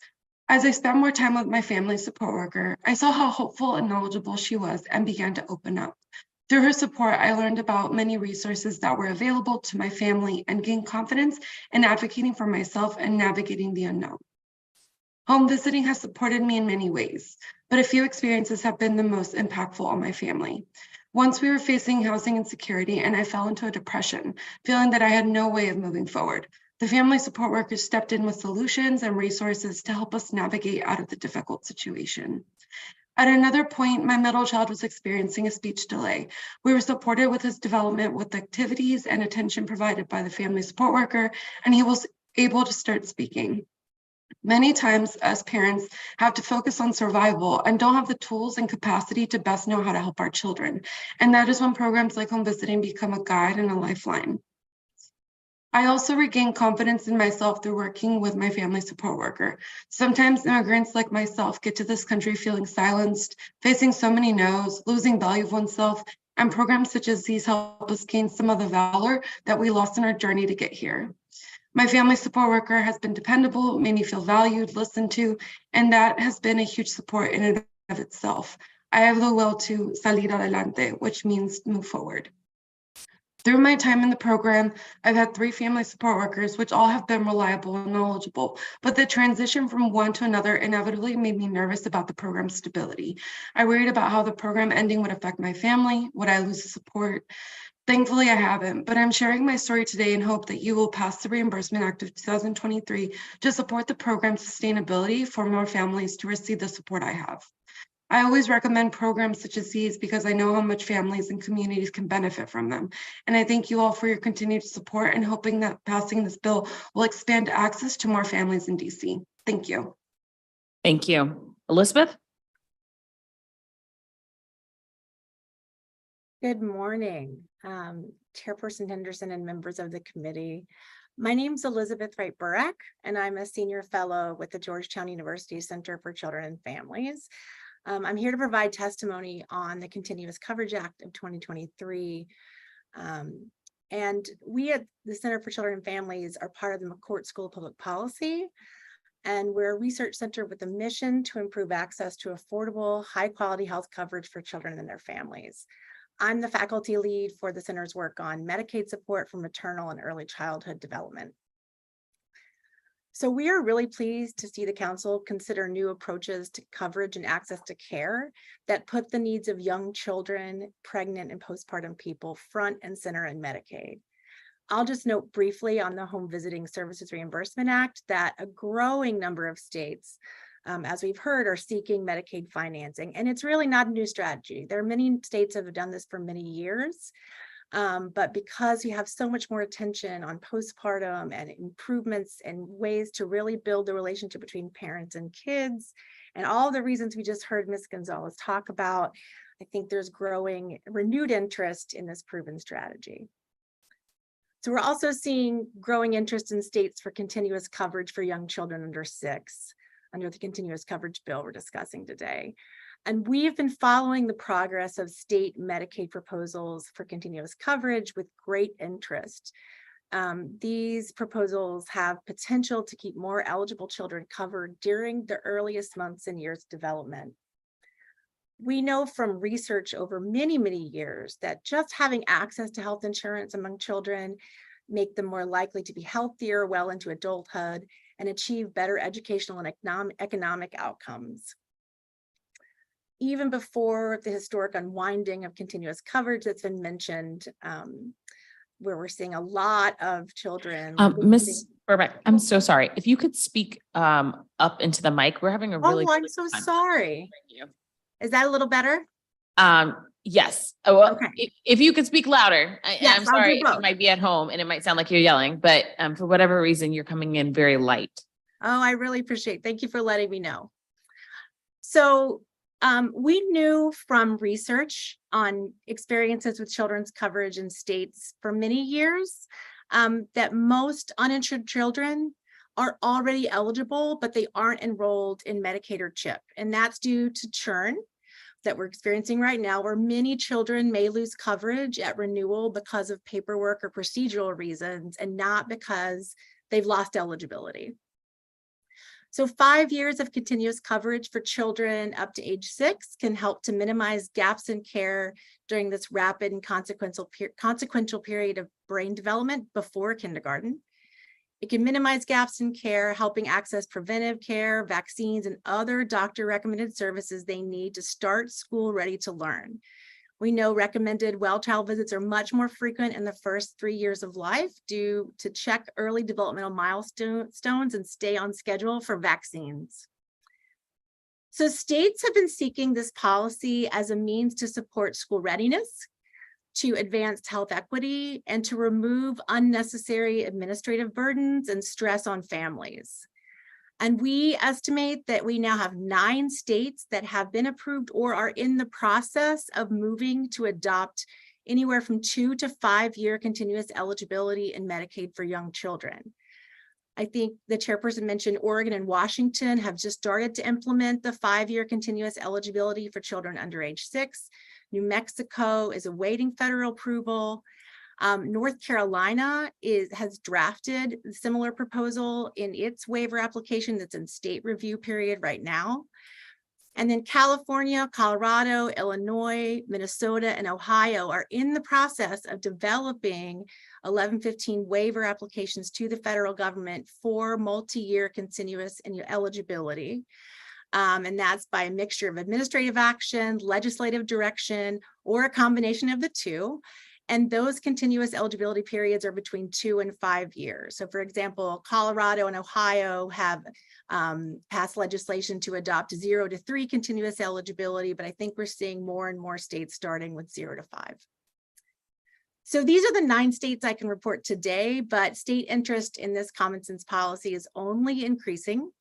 We are truly closer to a reality where every newborn can leave the hospital with health coverage and stay enrolled until they enter kindergarten. Thank you so much for your time, and I'm happy to answer any questions on either of these topics. Thank you. And thank you to the panel for your testimony. Mr. Chavez, I just want to ask you, you mentioned in your testimony that you were a home visitor for 5 years. As someone who was in that space, are there other things that you feel like we should be doing to improve the home visiting program and experience across the district? Hi, thank you for the question. I know that other home visiting programs are incorporating a nursing aspect to it. I think that's a great idea. I think kind of doing the same across the board for all home visiting programs in DC would be a great benefit. And also, so I've been on both sides of the home visiting concept. I've been a home visitor, but also as a child, I remember benefiting from home visiting services. My mom had a home visitor come. Sorry, we had home visitors come to the home when I was young, and I could see the benefit from it at an early age. So just kind of incorporating the nursing component, along with maybe more medical components, things like the prenatal care for pregnant moms and pediatric care would be great. So expanding those parts of home visiting, I think, would be good. Okay, I appreciate that. Thank you for sharing that. Ms. Burback, sorry, I'm butchering your last name here on this front, but it's fine. Burak. Okay, there we go.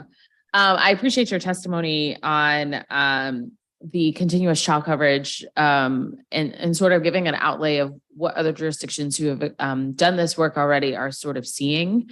I'm curious, have you all sort of looked at the financial implications of this? Because I know that's always, well, not always, but as an appropriator, sometimes you have to think about is like, what is the additional cost of this type of policy? How have other states managed this? Well, there are a lot of things, right, to consider and what this will look like. I think you mentioned in your opening that there is a potential for administrative savings particularly on eligibility staff if they're not having to go back and check eligibility over those 5-year periods. I think one thing to consider is that the hope is, right, that if kids don't have these gaps in care, that you're able to spend more time getting them access to the care they need. So I think one of the things that we saw in Oregon and Washington is that the federal government, this is done through a waiver, and usually through waivers, they have a recommendation where you have to have what's called budget neutrality. You can't spend more than you would without the waiver.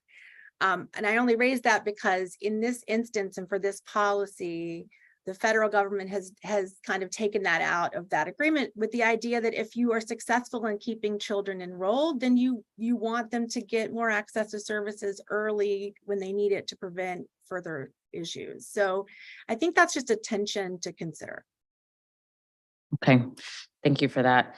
And again, thank you so much to everyone who testified. Ms. Barak, I hope Burak, excuse me. I hope that we can follow up with you guys more and sort of get more in depth in terms of the research and work that you all are seeing. For the rest of the public witnesses on this panel, thank you so much for your time and your testimony. Again, please upload your testimony if you haven't already done so, so that we can have that for the record. I'm going to go to the next and final public witness panel.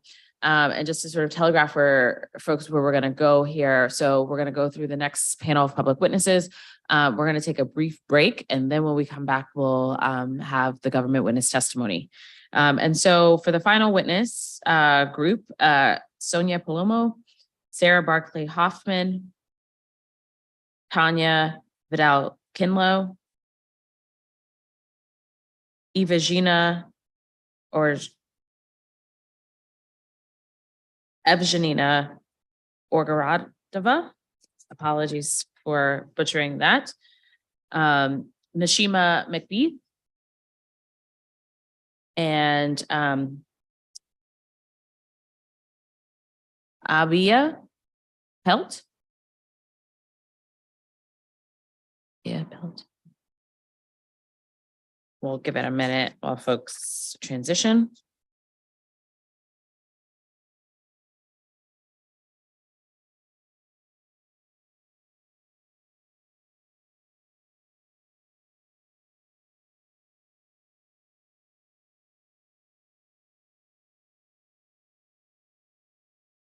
Again, for the public witnesses, you have to affirmatively accept our invitation to be elevated as a panelist.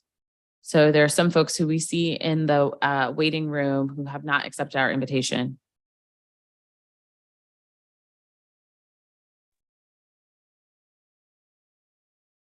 Hello. My name is Sonia Palomo, and I'm the program manager for Parents as Teachers, a home visiting program through Mary Center. Thank you for the opportunity to share my experience as with home visiting and ask that the Service Reimbursement Act be approved. Before joining Parents as Teachers at Mary Center, I worked for the Special Supplemental Nutrition Program for women, infants, and children. Often I found myself hearing from program participants that their needs exceeded further than food assistance.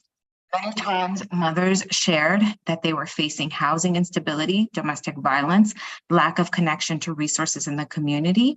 And I thought, what if there was a program that could support those social detriments of health? That is when I came across Mary Center's Parents as Teachers home visiting program, and I joined the team as a home visitor in 2017.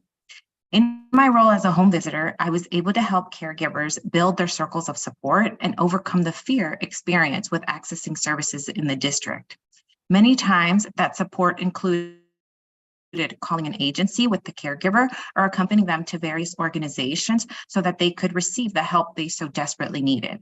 Whether it was applying for housing programs, SNAP, TANF, childcare, or their medical appointments, through home visiting, we were able to transform their lives. As my role as home visit, in my role as home visitor, that has allowed me to meet the caregivers where they are by supporting their parenthood journey.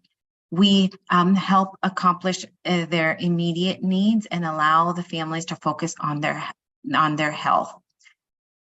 Through the years, the families that I worked with shared that they felt empowered to advocate for themselves. They felt more confident in asking for help and searching for resources to support their families. Also, they voiced that they felt that their parenting journey was strengthened because they had an advocate in their corner.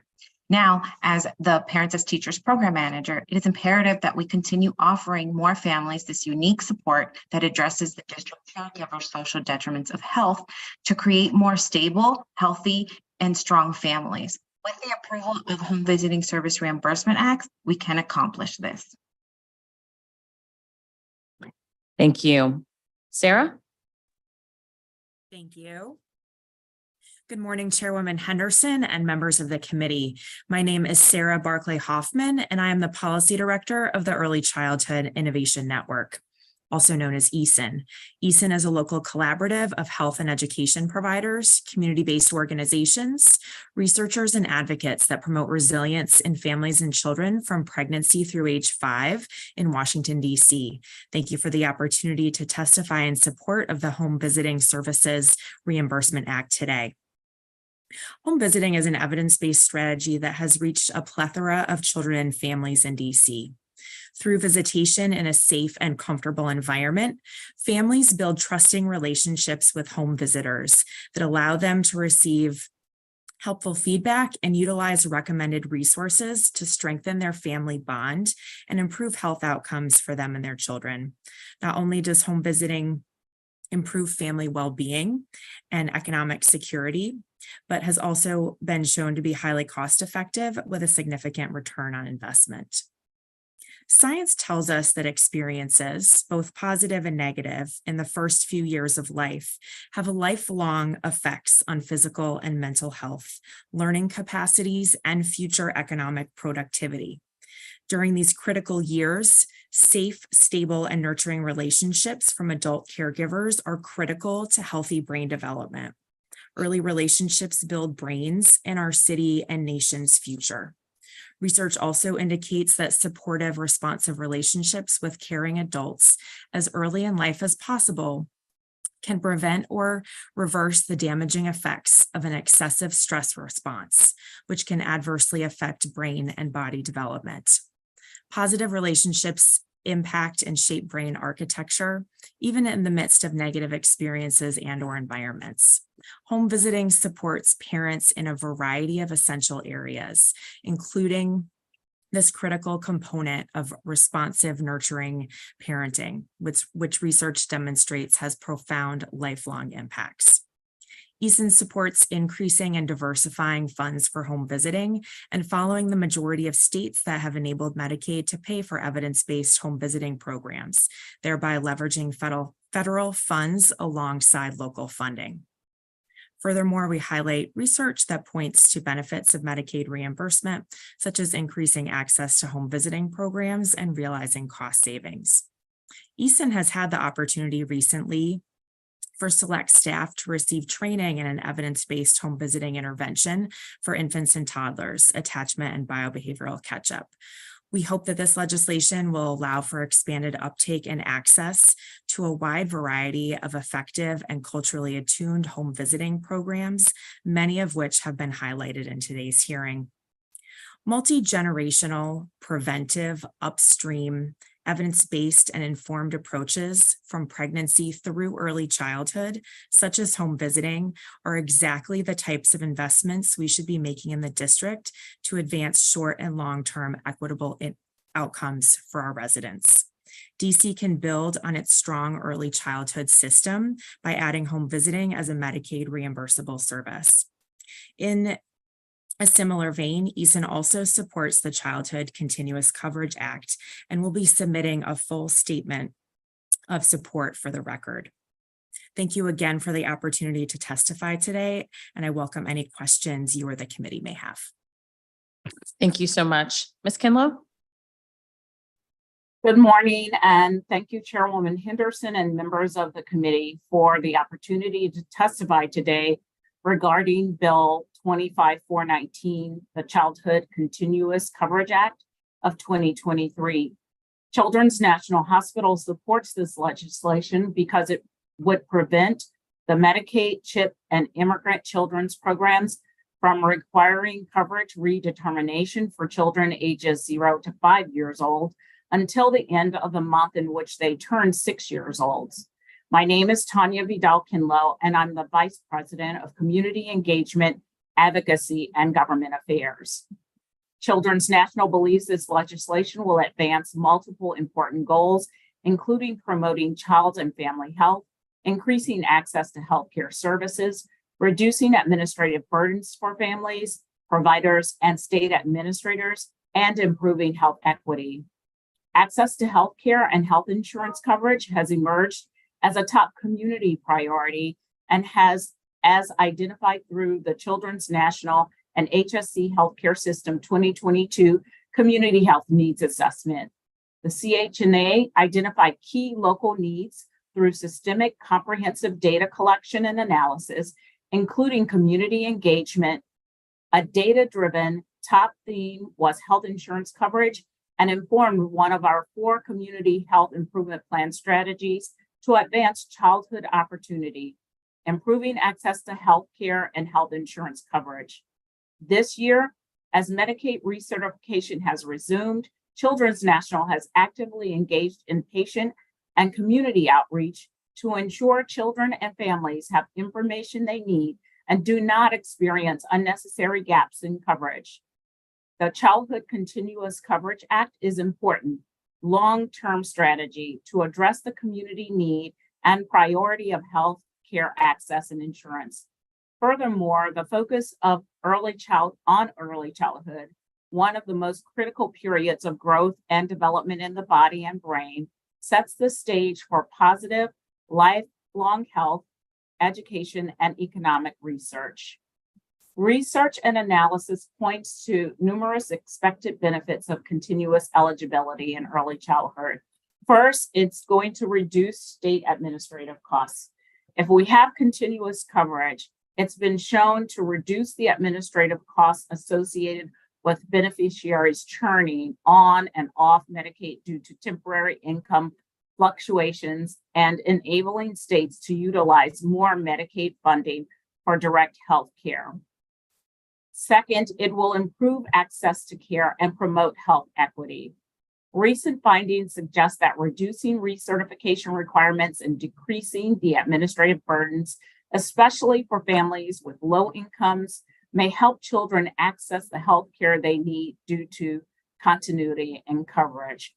Furthermore, consistent access to early childhood and to well child visits, developmental and behavioral health screenings, and access to medically necessary treatments drive efficient healthcare spending by intervening and addressing potential issues early. And finally, reduce sources of stress.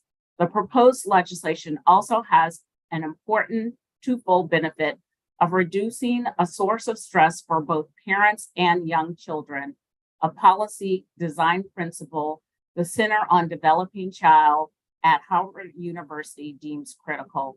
While learning to deal with stress is important and normal, excessive stress activation in children and families experiencing poverty, systemic racism, intergenerational trauma, and community violence can, without treatment, cause long-term problems for children and the adults. Children are better able to thrive when policies are structured and implemented in a manner that reduces stress. The Childhood Continuous Coverage Act is a strong example of utilizing this policy design principle to support the health and well-being of young children and their families. Recognizing the importance of evaluation to understand, impact, and inform policy decisions, the upcoming renewal of the district's Section 1115 Medicaid waiver may be an opportune time to advance a demonstration of continuous eligibility for children under 6. This would allow DC to further understand underlying data and conduct an evaluation to inform long-term implementation. Thank you for the opportunity to testify today and express Children's National's support of continuous Medicaid eligibility for young children and the proposed legislation. I'm happy to answer any questions you may have. Thank you.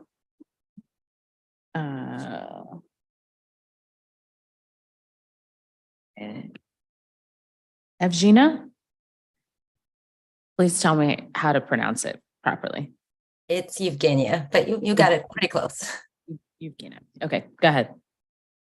Good morning. Thank you, council members, for the opportunity to testify today in support of the Home Visiting Services Reimbursement Act of 2023. My name is Jenya. I am a nurse home visitor with the Nurse Family Partnership of DC at Mary Center.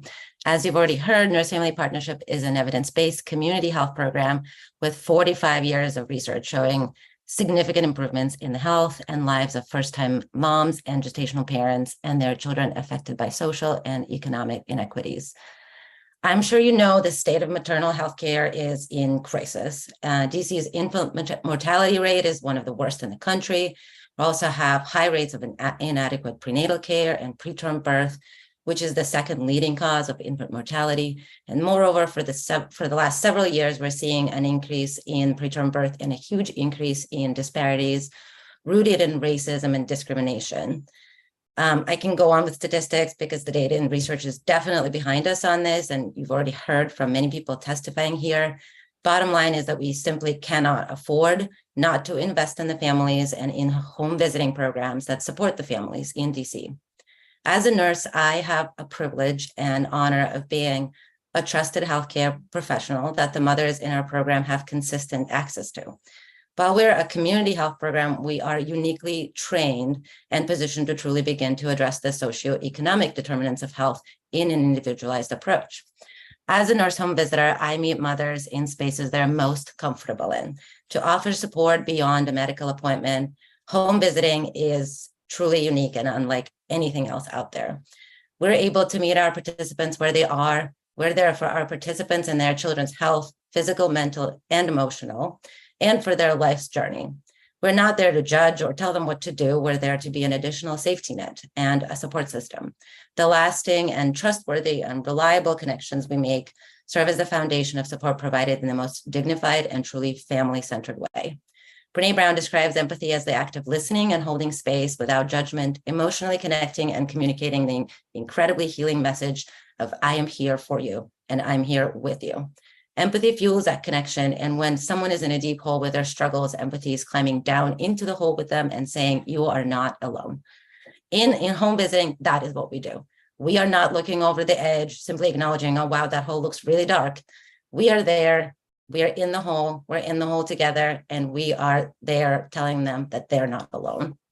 I don't want to take any credit for the successes of the mothers I partner with and that they achieve, but I do want to share a couple of stories.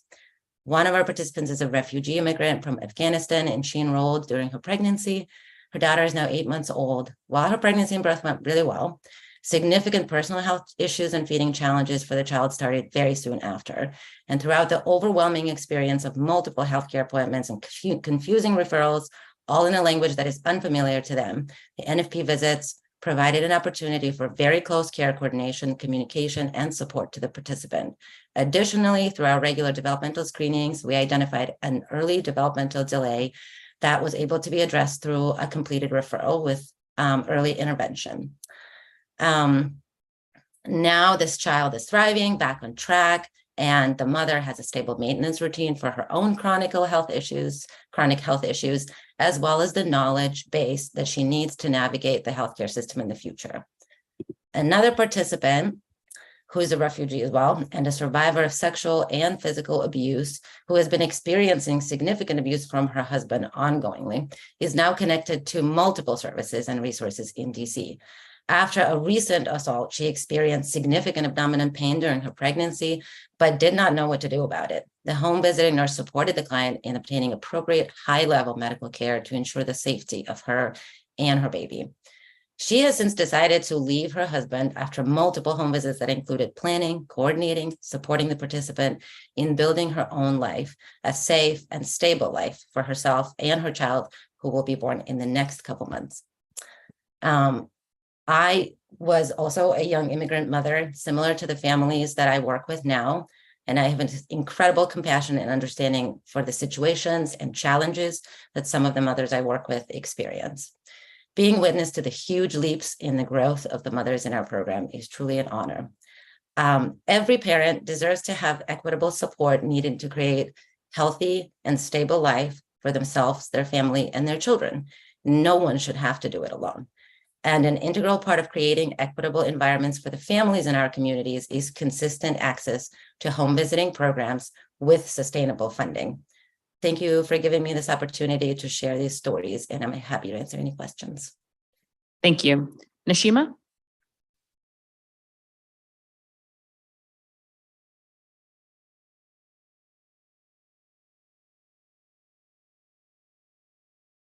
All right, not here. And the last one, Ms. Pelt. Thank you. Chairperson Henderson and members of the Committee on Health, thank you for the opportunity to testify before you today. My name is Abaya Pelt, Senior Director of Maternal Child Health at Community of Hope. Community of Hope is a federally qualified health center and provider of services for families experiencing homelessness in Washington, D.C. I am also a lifelong resident of DC and current resident of Ward 5. I am grateful to speak to you in support of the Home Visiting Services Reimbursement Act of 2023, which we believe will provide necessary funding that can be braided into existing sources of funding for home visiting services. I oversee multiple perinatal programs, including our Healthy Families America and Parents as Teachers programs. I began working with HFA as a home visiting coordinator in 2015. I supervised and carried a small caseload of families. In 2017, I became an HFA program manager, and in 2019, I took on my current role. You have heard about the Healthy Families America program, which Community of Hope has implemented since 2015. Since 2019, we have also implemented Parents as Teachers, or PAT, with support from the DC Council on DC Health. PAT is a comprehensive parent education home visiting model that utilizes a research-based curriculum to support families and their children. Through our HFA and PAT programs, Community of Hope serves at least 90 families per year. Most of our referrals come from our organization's 3 health centers and our freestanding birth center. We serve families who live in wards 5, 7, and 8, or who are homeless. As you well know, these wards are the most under-resourced areas of Washington, D.C., and have the highest rates of infant mortality. I can tell you firsthand that being a home visitor is an incredibly rewarding and challenging experience. Most of the families we serve have histories of trauma. They are also dealing with current challenges such as housing instability, interpersonal violence, and other things that disrupt their daily lives. Most have experienced significant losses, including having lost important relationships with other service providers. This greatly impacts their ability to build trust, especially with those seeking to support them. As a result, our home visitors' first focus is building a trusting relationship with the family. We bring the service to them in their home. We take a strengths-based, trauma-informed approach. These families are facing challenges and have amazing strengths. We build on that, taking a participant-centered approach where the parents are in the driver's seat, identifying goals and the information or topics they are most interested in. Community of Hope is excited about the potential to expand evidence-based home visiting through Medicaid, the DC Healthcare Alliance program, and the Immigrant Children's program. The demand is there and more families should benefit. We also have lessons learned to share. Community of Hope has lots of experience with Medicaid reimbursement for services through the My Health GPS program, the Permanent Supportive Housing Program, and new doula coverage. Often rates are set without incorporating the cost of effectively managing programs at scale, which includes management, supervision, infrastructure, and overhead costs. With inflation, these costs change quickly. There are lots of logistics to referral, enrollment, and engagement, which also contribute to real costs. We hope that a rate-setting process for home visiting should sufficiently understand these real costs to maintain high-quality programming. Another concern is related to how we support families and what that means for reimbursement. I spoke to you earlier about the families we serve and the challenges they face. To effectively support them, we often take small steps toward building relationships. We allow space for parents to pull back, deal with a crisis, and then re-engage. When families are experiencing difficult times and can't receive home visits, we conduct creative outreach. an HFA approach that maintains contact and lets families know that we are committed and here to support them when they are ready to re-engage. This means that we carry families on our caseload even when they may not be receiving home visits. This trauma-informed, family-centered approach is how we get results, but it means that funding tied to individual home visiting services versus caseload size or per member per month would make it more challenging to cover our program costs. These challenges can be addressed by ensuring that during the planning process, there is a commitment to work with DC home visiting providers to develop a strategy for how this new funding will work in conjunction with our other funding to cover the true cost of services. In addition, DHCF should take time to learn how the various home visiting models work and structure the reimbursement to ensure each model can effectively support families. I thank you for your effort to stabilize and expand early childhood home visiting, and I appreciate the opportunity to speak with you this morning. I look forward to further conversation. Thank you. Thank you. Thank you to this panel of witnesses for your testimony. Abea, I wanted to ask ask you first, while it's still fresh, how many clients or residents does Community of Hope serve in its home visiting program? In our home visiting program, we serve at least 90 families. That is our current capacity. As families transition or graduate, we might serve more than 90 in a year, but that is our capacity level. Okay. And is it, and I guess this is going to be a question for the folks from Mary Center as well. And typically with home visiting, there's a period of timeline in terms of whether it be a year, 9 months, 6 months, et cetera. Are there any situations where you all might graduate someone early, quote unquote?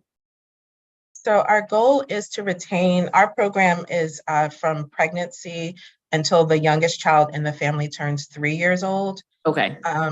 And so we will, if families have moved out of the area and we can no longer serve them, or they decide that, sometimes we work ourselves out of a job where we are supporting the family at such a high level that they're now, employed and, they've put the baby in daycare and their life is full of a lot of other things. And that doesn't mean the program has failed. It means that we succeeded just earlier than 3 years. So those are times when we might discharge or graduate someone earlier. Okay. Anyone from Mary Center, do you all have a similar approach? Yes. That's very similar. Oh, sorry. Sonia. Okay, so for our Parents as Teachers program at Mary Center, we are able to have the families on until their youngest child graduates kindergarten, and they're able to enroll up to their 5th birthday.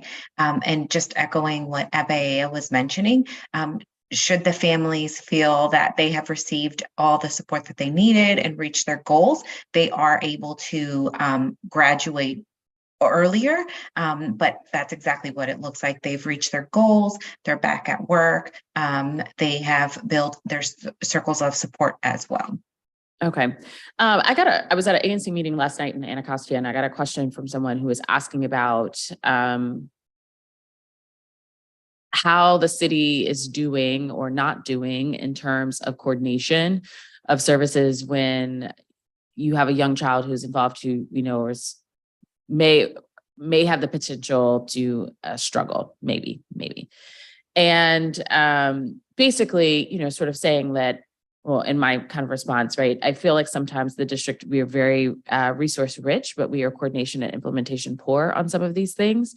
And in terms of Community Hope and Mary Center, the referrals for the home visiting program, can they come from other government agencies, or do you get referrals from other government agencies? Absolutely, I can take that one first. We are open to referrals. We get many referrals from Help Me Grow.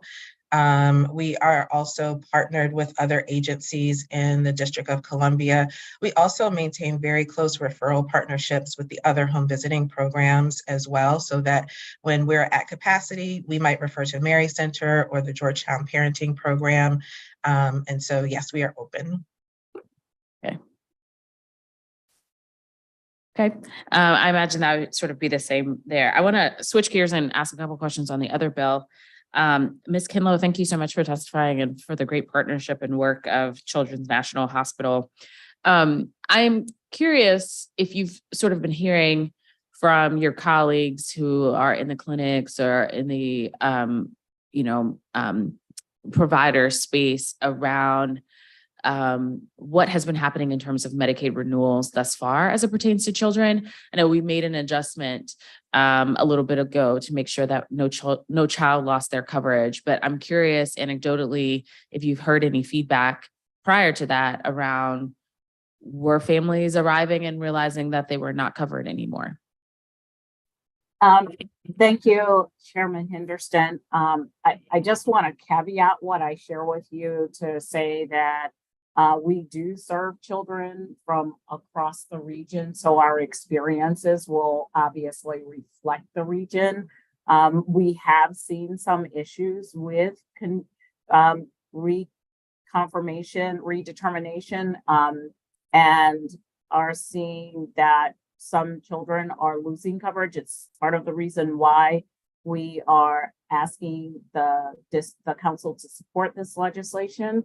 One of our top priorities is ensuring that at a minimum, our kids have access. The district has typically done an excellent job of that, but this last process has created some hiccups in making sure that our children are, in fact, on the rolls of the programs that provide them access to coverage.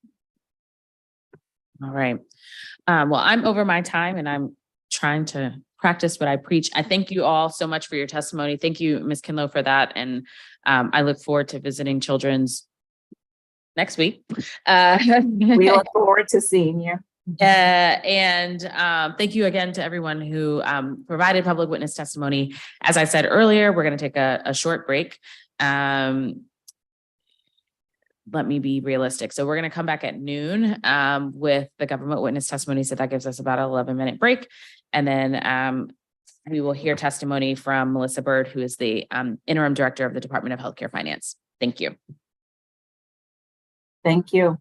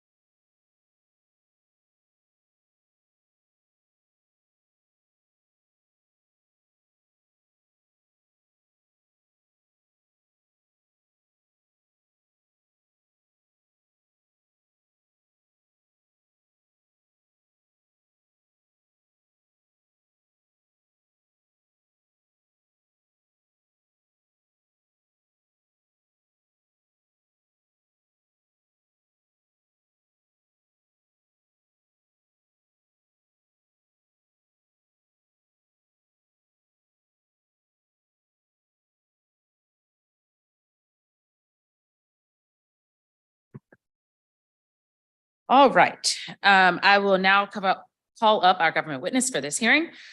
We are joined by Melissa Bird, the interim director of the Department of Healthcare Finance, who will speak on both bills in turn.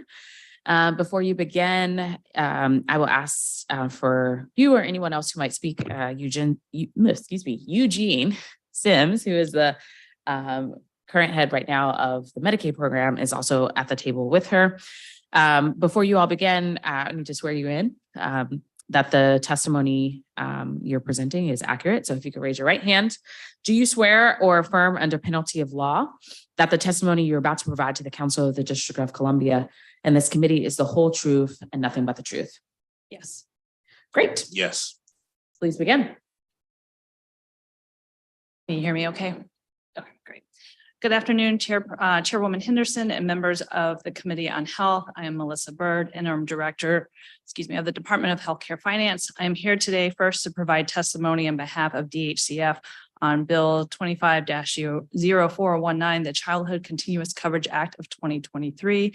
The stated purpose of this bill requires DHCF to establish continuous coverage for children aged 0 through the end of the month in which their 6th birthday falls, enrolled in the District of Columbia Medicaid program and the Immigrant Children's Program. The legislation excludes children enrolled in Medicaid under a home and community-based services eligibility code.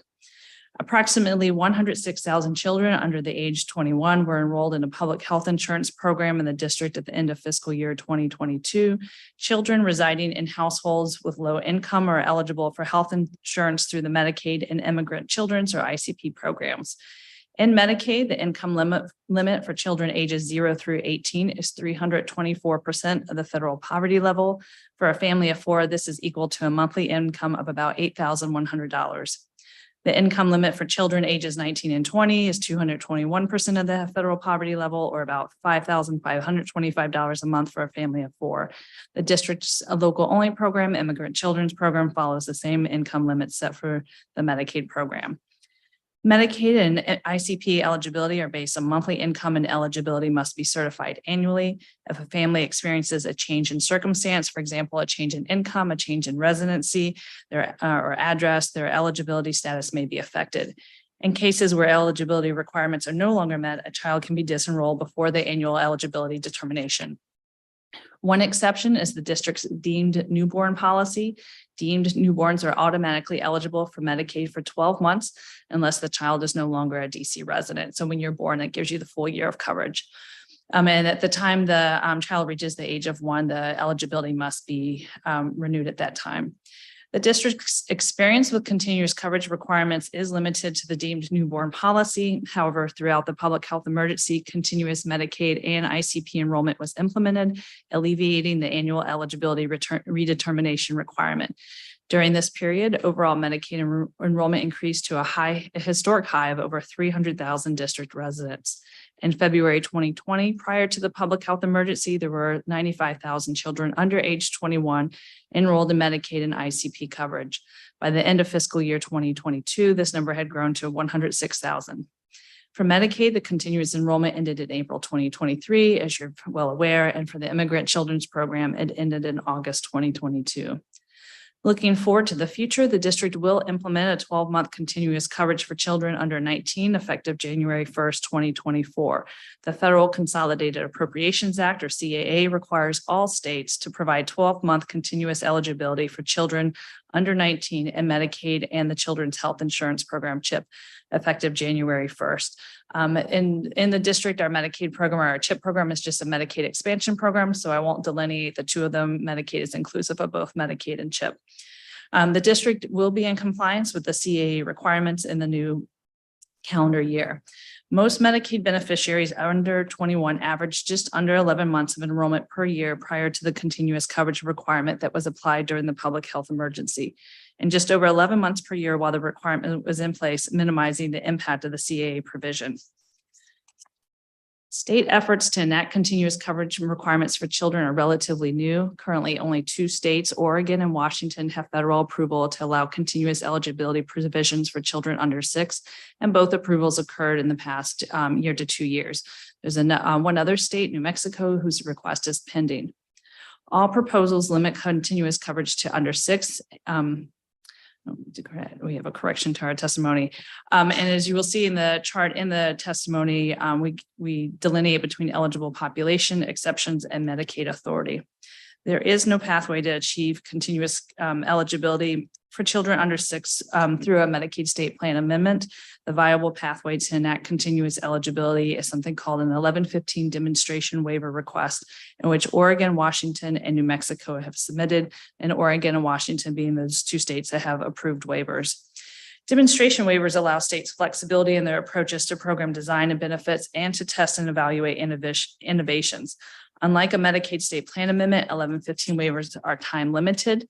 Initial waiver periods are typically a 5-year period, and waiver renewals can be requested to continue the allowed flexibility beyond the initial period.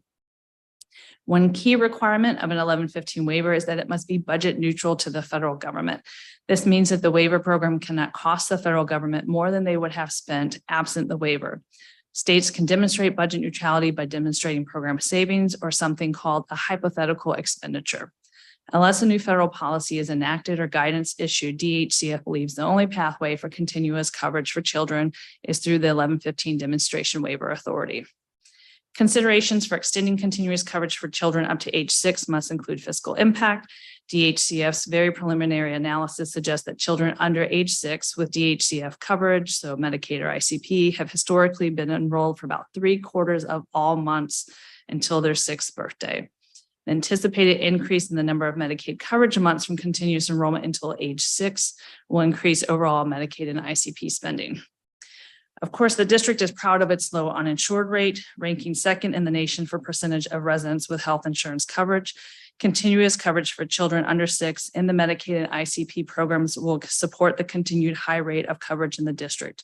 While the mayor supports all efforts to improve health care for the district residents, it should be noted that providing legislative direction specifically requiring the mayor to submit a state plan amendment or waiver conflicts with the mayor's authority and sole discretion to administer the district's Medicaid program. This should not be conflated with the merits of the benefits or services as proposed. Thank you for the opportunity to testify today. This concludes my testimony, and I'm pleased to address your questions. Thank you so much for your testimony. My first question was going to be how many children under ages 5 are currently enrolled in all of our programs. You said in your testimony approximately 106,000 children under the age 21 at the end of fiscal year 22. Do we have any more recent data, or is 22 the best we got right now? I'm trying to do the math real quick. Fiscal year 20, we should have something more recent that we can pull. I'm sorry, I'm trying to think through. If we said fiscal year 22, that's last year. We should have something more recent that we can show. I would just say the difference then is just that we start to go into the renewal period. So it's just a more kind of absolute 22 number, is a if more you will. stable, Yes. quote unquote, number. Yes. The only problem that I guess with that is that 22 might not be a real, or it could be a more of an inflated number, perhaps. Let's say if a child and their family have left the district, they didn't update their address with us, then they have still been enrolled. There is that potential, sure. So that is certainly possible. And just with the continuous, enrollment, as I stated, we saw some increase in eligibility. So you could factor in, we could go back and look at our traditional percentage increase year over year prior to the pandemic, start with the 2020 number, the pre-PhD number, and trend that forward. And that may or may not be a more realistic estimate. Okay. I think the number is important because if we contemplate whether or not we move forward with this as a district in terms of a policy, I'm sure the Office of the Chief Financial Officer will need a number for us to determine how much is something like this would it cost. We kind of need to know how many people are in it. You mentioned at the end of your testimony, let's see. You said healthcare finances, very preliminary analysis suggests that children under the age 6 with DHCF coverage have historically been enrolled for about 3/4 of all months until their 6th birthday. So we did a calculation of 3/4 of all months at the 6th birthday, are we talking about like 54 months? It depends on the year the kid comes in, right? So if the kid comes in at 0, I think it's 72 months. Okay. And I don't know, is it the total number or the 3/4? Or so it'd be 3/4 of whatever is, 12 times the 6 years, right? And so, but if you don't come into the program until you're 2, then that 3/4 is going to be a smaller number because you start with a smaller baseline. Okay. Does that make sense? Yes, Okay. that does. In terms of where we are right now in the numbers, how many children have lost coverage under the restarting of the Medicaid renewal process? Sure. And I'm going to speak in that in 2 different numbers. First, we've had about 700 children who submitted a renewal packet and were no longer eligible for the program. So those children are no longer eligible for the program, so no longer in the program.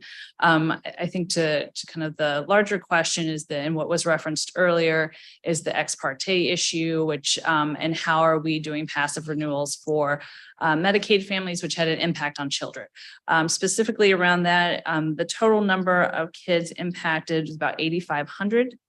And that's starting from the May cohort, which was our first cohort. And that number represents both children whose termination was paused, it didn't happen, right, at the end of August, the September and the October children, and then those that we anticipate that will be or are being reinstated. So that they may have lost their coverage June, July, and restating that. I will say that number, as we've seen throughout the renewal process, and you've seen this in the data that we've reported, that number will probably continue to trend down some as we get renewal packets in and those are processed. Okay.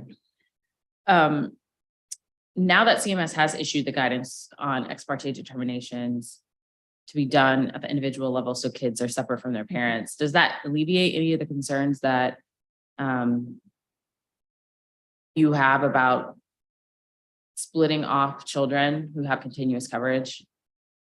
Or I guess a better question is, do you have any indication of whether or not CMS is gonna, if this is a temporary guidance or policy shift from CMS? What I think is probably most better answers the question is the ex parte issue is specific to passive renewals.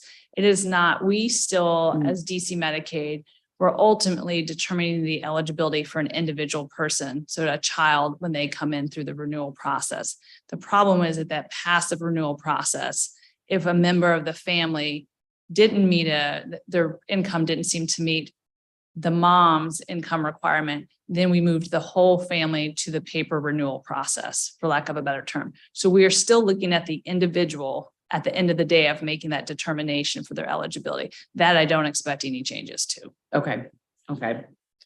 Do you have any cost estimates of what this pause or current change in policy is costing the district to keep these young people in? Not at this time. And it's going to be a little bit different now than it would be January, February. We still have an enhanced FMAP. We're still getting a higher federal financial participation, which just went down. I think we're at 1% now from October through the end of December for those kids with the coverage reinstatement in fiscal year 23, the June through September, I think it was 2.5%.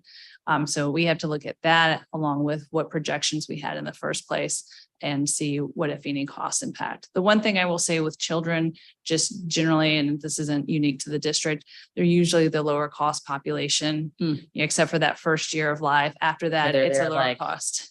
Every 3 months. That sounds generous. It seems like, or it's conservative. It seems like it's even more frequent, right? At that period of time. So, we had testimony from Georgetown, one of the researchers who's been looking at the continuous coverage, and she said, the 0 to 5 seems to be the standard that states who have submitted the 1115 waiver have gone with. Correct. Are there any arguments to do a shorter threshold, 0 to 3, or? I'm not aware of any. I presume folks are looking at 0 to 5 for many of the same reasons we've heard today. In Medicaid eligibility, we usually look at 0 to 5, and then I think 6 through 9 and so forth. So I think it's just sort of a natural area demarcation, if you will. Okay. The bill would require the waiver, as you sort of spoke to in your testimony. There's no way to do this through a state plan amendment. You have to do the waiver process. Can you talk a little bit about the timeline for a waiver process, just in general? Obviously that varies, but what does that look like in terms of whatever conversations happen internally or with stakeholders prior to submitting an application, and then general timeline for turnaround? Sure. I mean, I think an 1115 waiver demonstration, and I'm not going to go into like, it depends, of course, of what exactly you're trying to do with it, right? I think a year plus, in complete honesty, just for all the factors that go into it. The piece that, is usually most intensive is that budget neutrality calculation and working through that. And calculation makes it sound simple, like it's, we're just doing a calculation, but it is a series of Excel spreadsheets that talk about things like Medicaid eligibility groups and these hypothetical expenditures. On the books, if you will, what CMS does require is we do have a 30-day public comment period that must occur, and then we cannot submit the waiver, I think, more than 20 days, thank you, Eugene, earlier. So that's like a 50-day period right then and there. So you do 30 days for public comment, and then you have to wait at least 20 more days, and then you can submit. So they want to make sure that you actually reviewed, I would presume, and gave great weight to the public comment. And then once it goes to CMS, it also goes through a public comment period as well. So already between those couple of public comment periods, you're looking at, 75 plus days. That's just process, right? And that doesn't even get to all the conversation and discussion and planning that goes beforehand. We typically engage folks, well before the required public comment period. We're not going to wait until that time point to introduce a demonstration. And then, and Eugene will have to confirm here, does CMS hold? No. Unlike a state plan amendment, I just answered my own question, sorry. Unlike a state plan amendment that has like a 90-day clock, so we submit, the federal government or CMS has to respond within 90 days, whether it's an approval, disapproval, or we're going to stop the clock some more time. Those same timeframes are not as rigid for a waiver application or a waiver renewal. So it's hard to give like that concrete. They don't, I believe, have a concrete time period in which they have to respond to us on a waiver request. Part of that too is because it's all perspective. A state plan amendment can go retro as well. And so it's all forward thinking, and just, it just is difficult to get a firm timeline for something like this, where states have done it before and it's approved, particularly if you're using very similar language. Just, delete one state. Yeah, that's my next question. What if you based it upon prior other states' submissions? I think the current administration has signaled, if you're doing something like that, I mean, that, it's not going to speed up the time frame, but, they're familiar with it. It should make for a more straightforward approval process if you're not adding new questions, kind of different scenarios into the mix. Okay. And in terms of, you said, the budget neutrality piece of it, is it proving that a policy change is not going to substantively increase the budget, right? Like, we're just going to chill, or that you all are saying there are other changes that we can make in other places so that the overall cost of our quote unquote state's Medicaid program is not going to cost the federal government any more money? I'll explain this best in an example, and Eugene will jump in.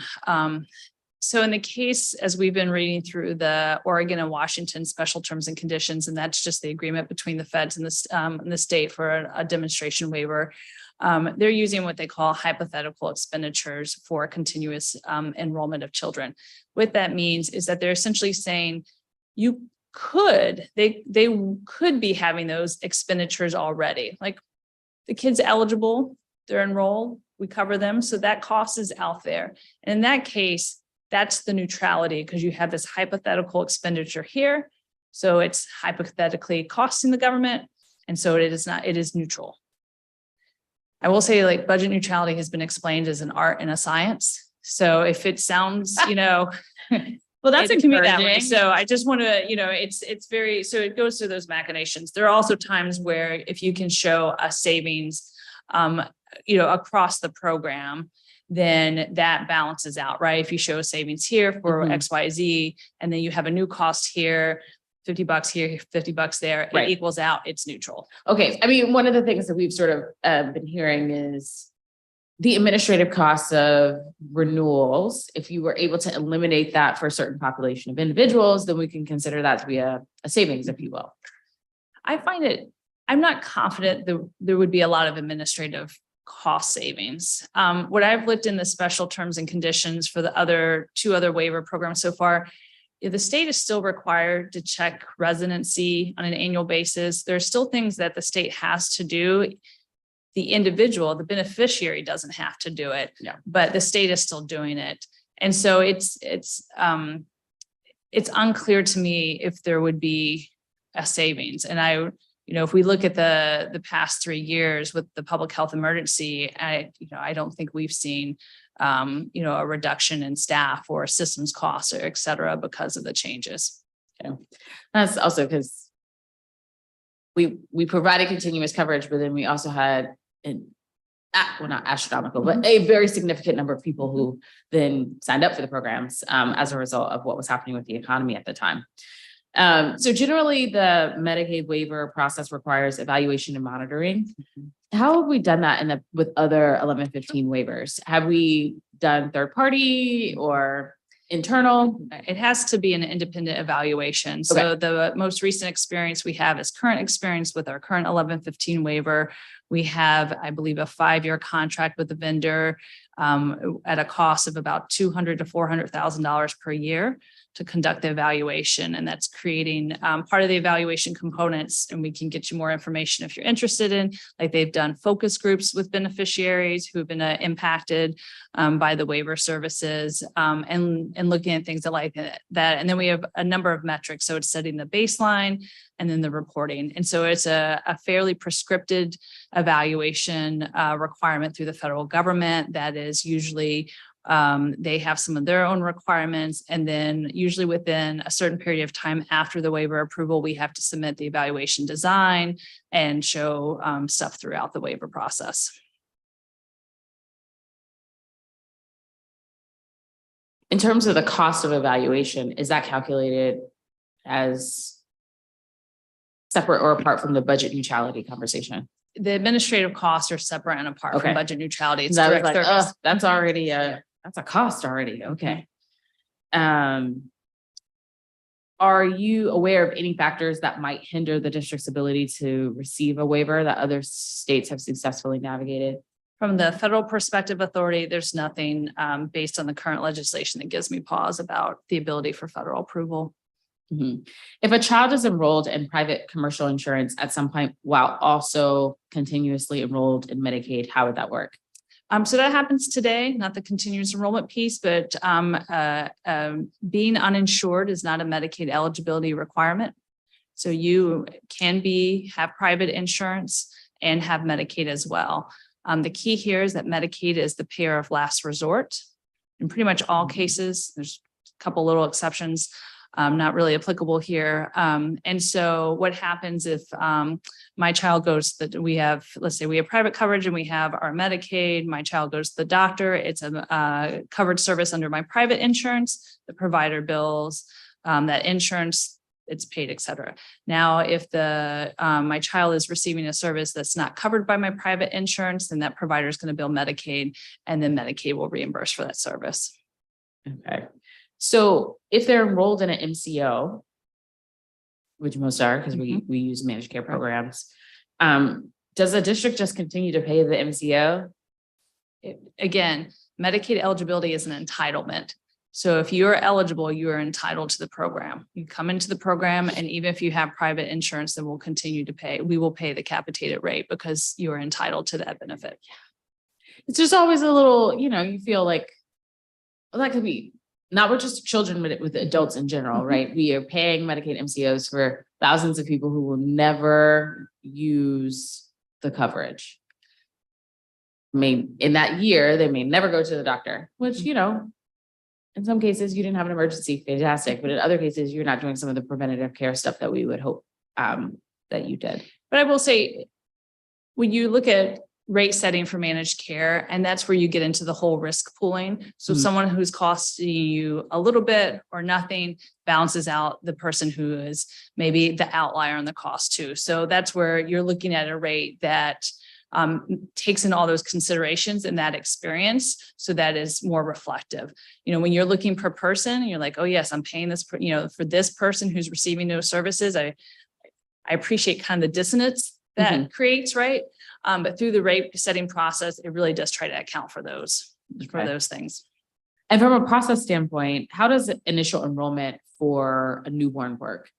You all talked about, if you're deemed newborn, but yes, process. So for a deemed newborn, what that means is that the mother is already enrolled in the Medicaid program. Okay. The mother has the baby.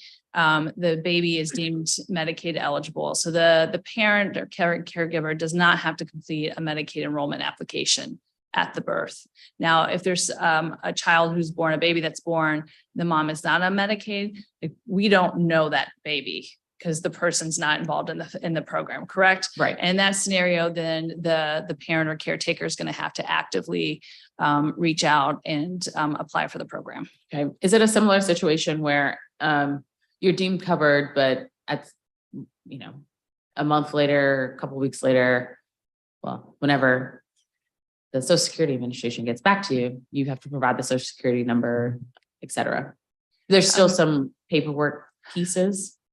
I don't know from operationally, Eugene, if you do, you should jump in. But I do think once that's transmitted, we add it, but I don't know that we require the parent to do anything. No, the child's eligibility must be confirmed through the standard redetermination process a year later. So you're deemed newborn for 12 months. And then once you're 1 year old, you have to be redetermined in accordance with our normal processes. Okay. Well, that makes it much smoother because that first year can be pretty chaotic for some. Okay, give me just a second.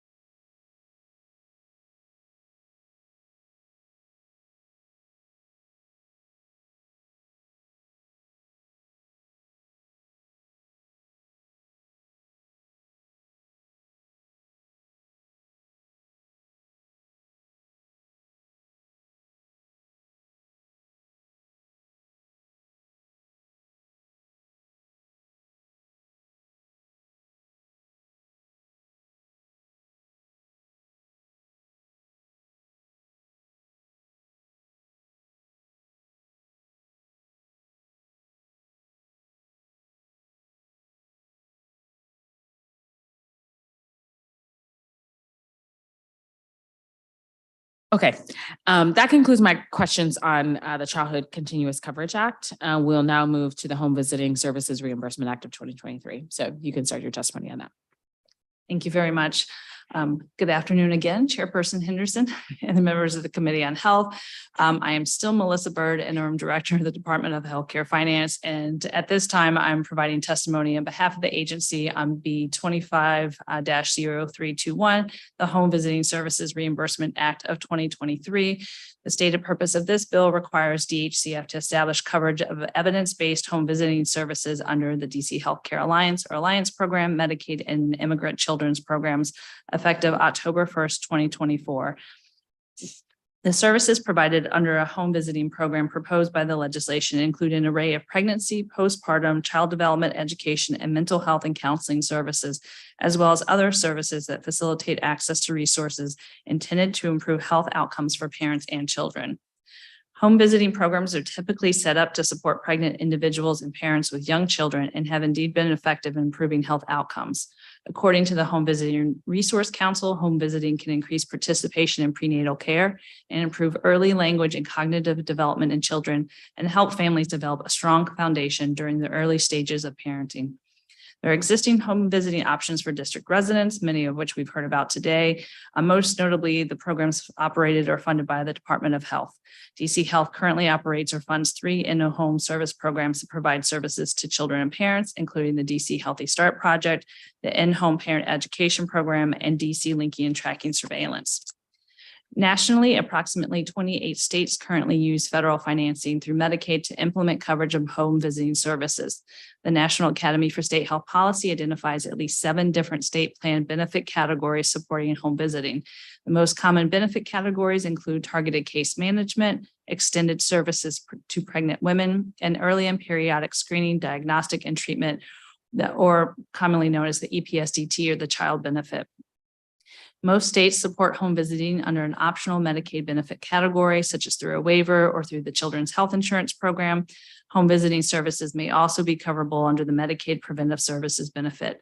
Home visiting models that are covered include the Nurse Family Partnership, Health Access Nurturing Development Services Program, or HANS, and the Healthy Families America, HFA, among others. The district's Medicaid program does not currently cover home visiting services as defined in the legislation. However, there are existing services that provide components of home visiting, such as depression screening, child developmental screening, and postpartum recovery counseling. In the Medicaid managed care program, home visiting is provided for families delivering high-risk newborns. These services are available to both the newborn parent and or caregivers. A patient assessment guide is used during the home visit to assess the home environment, parent-child or newborn attachment, family resources, supports and linkages, and risk factors. The coordination of primary and specialty care is critical during these early stages and necessary to provide additional community resources to address the identified social factors. The district must receive approval from the Centers for Medicare and Medicaid Services, or CMS, to expand the Medicaid benefit to include home visiting services. There are generally 2 pathways to obtain the necessary authority. One is the Medicaid State Plan Amendment, or 2, as we've discussed earlier today, an 1115 demonstration waiver. Generally, the state plan amendment pathway is more straightforward, but flexibility is limited and services must align with existing regulations. An 1115 waiver demonstration provides states the opportunity to be more innovative and potentially include services not typically reimbursed by Medicaid. Demonstration waivers have more stringent approval requirements, are time limited, and require a longer timeline from development to implementation. Of course, as you know, the Immigrant Children's Program and Alliance Program do not fall under the same authority of the Medicaid program and do not require the same federal approval. Unlike Medicaid, ICP and Alliance are local-only programs. The district additionally will not receive any federal support for the associated costs of adding a home visiting benefit to the ICP and Alliance programs. In developing a home visiting services benefit in the Medicaid Alliance and ICP programs, it is important to partner with DC Health, existing providers, and Medicaid beneficiaries across the district. A Medicaid Alliance and ICP home visiting benefit should support and complement existing efforts where possible, building on the existing trust within and across our neighborhoods. The district, through Mayor Bowser's leadership and commitment to improving maternal health, is undertaking efforts to improve health outcomes and expand options for families to be successful. Bill 25-0321 builds on existing programs and encourages expanding access to home visiting by leveraging federal Medicaid funding. The evidence-based program requirements are important and will ensure comprehensive services for families. While the mayor supports all efforts to improve healthcare for district residents, it should be noted that specifically requiring the mayor to submit a state plan amendment or Medicaid waiver conflicts with the mayor's authority and sole discretion to administer the district's Medicaid program. This should not be conflated with the merits or benefits, the merits of the proposed benefits and services within the legislation. Thank you for the opportunity to testify today. This concludes my testimony, and I'm pleased to address your questions. Thank you. Excuse me. Thank you. Before jumping into this proposed legislation, the Budget Support Act that we passed earlier this year moved the funding for home visiting programs from DC Health to Department of Healthcare Finance. I think we're a week in to the beautiful new fiscal year. How's it going? It's fine. Specifically to the grant process for home visiting, we expect to have something issued likely in November. We have the drafted request for application and the notice of funding availability prepared. It's going through its final, or I should say it's starting to go through the approval process, and we expect or aim to have something granted by January. Okay.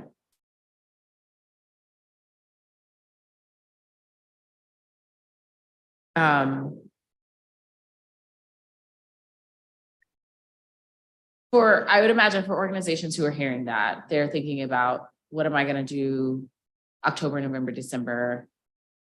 in terms of the work? What should we be telling these organizations? I don't know their current funding status. Okay. If they have a current grant through the Department of Health. That is something I'm certainly willing to follow up on. I don't know, like, in typical grants, you may have a no-cost extension. So I just don't know the details sitting behind. And if there are. We knew that this could always be a potential issue with the shifting of a program from one agency to the other.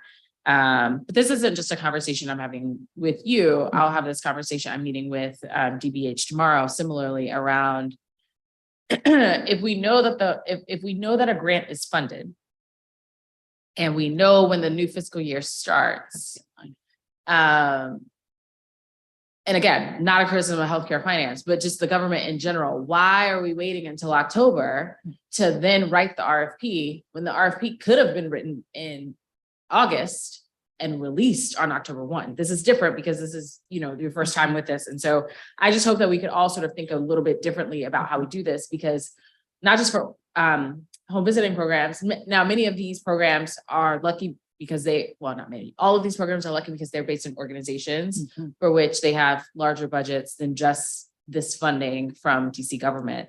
But for some other organizations for whom on other things, whether it be diapers, whether it be food access, et cetera, that's just, I'm putting that out there into the ether for all the other people who are watching this around, like, we got to do a better job of getting these grants out the door, because then you tell an organization, all right, well, I got 9 months to spend it down, which should have been a 12-month grant. So the bill as introduced was drafted by Councilmember Nadeau. I'm saying that out so we are all reminded of that piece. But the bill requires coverage by October 1st of 2024 and a state plan amendment within 6 months of the effective date of the bill. Do you all have concerns about that timeline? Is that a timeline that is doable? I think it will be challenging. Okay. And, just from a pure state plan amendment process, which I suspect is the route that we would go because it is more straightforward and makes the service permanent. That process is straightforward. What I think, and some of this, quite frankly, may be born out of my ignorance of home visiting programs. I heard this morning testimony about, there are different programs that fall under the home V certification and so forth, and they're all set up a little bit differently. And the need to make sure that how we set up a reimbursement model speaks to those different requirements. So what gives me pause or brings me concern that it could be challenging to meet that timeline is it's not clear to me at this point, would it be a reimbursement model, or it's going to have to be kind of reimbursement model for program X, National Family Partnership has this one. The Parents as Teachers has that one. So that is my concern on the timeliness of just making sure that we are being responsive to those components. The other thing, and Eugene may step in, I think on the prior work on the doula services benefit, I think the timeline here would be just a little less time and not that full, because I think it tells us to have the bill and, the state plan amendment and I forget what time period. And so just making sure to after the effective date. So so we didn't submit the doula state. Thank you for that refresh. We didn't submit this doula state plan until 90 days before October 1st. That's the requirement for CMS. And so we're making it 90 days prior to that. So it gives us a shorter time frame for all the public engagement and stuff like that. And just the development. So not just public engagement, but in this case, I think that'll be a core component of the work that we do. So it's a little bit less time and potentially a more complicated benefit. Well, let's tease that out a little bit, right? So we heard from Nurse Family Partnership, we heard from Mary Center, we heard from Mama Tetra Village.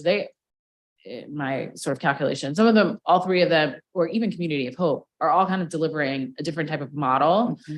Could there or would there be variation in the reimbursement, say if it was a Nurse Family Partnership versus just a community organization versus, I think one organization, Community of Hope says, we keep you until your youngest child is 3.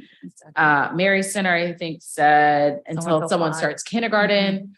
How does that work if, because those are is the there like a fee questions, right? schedule that's like,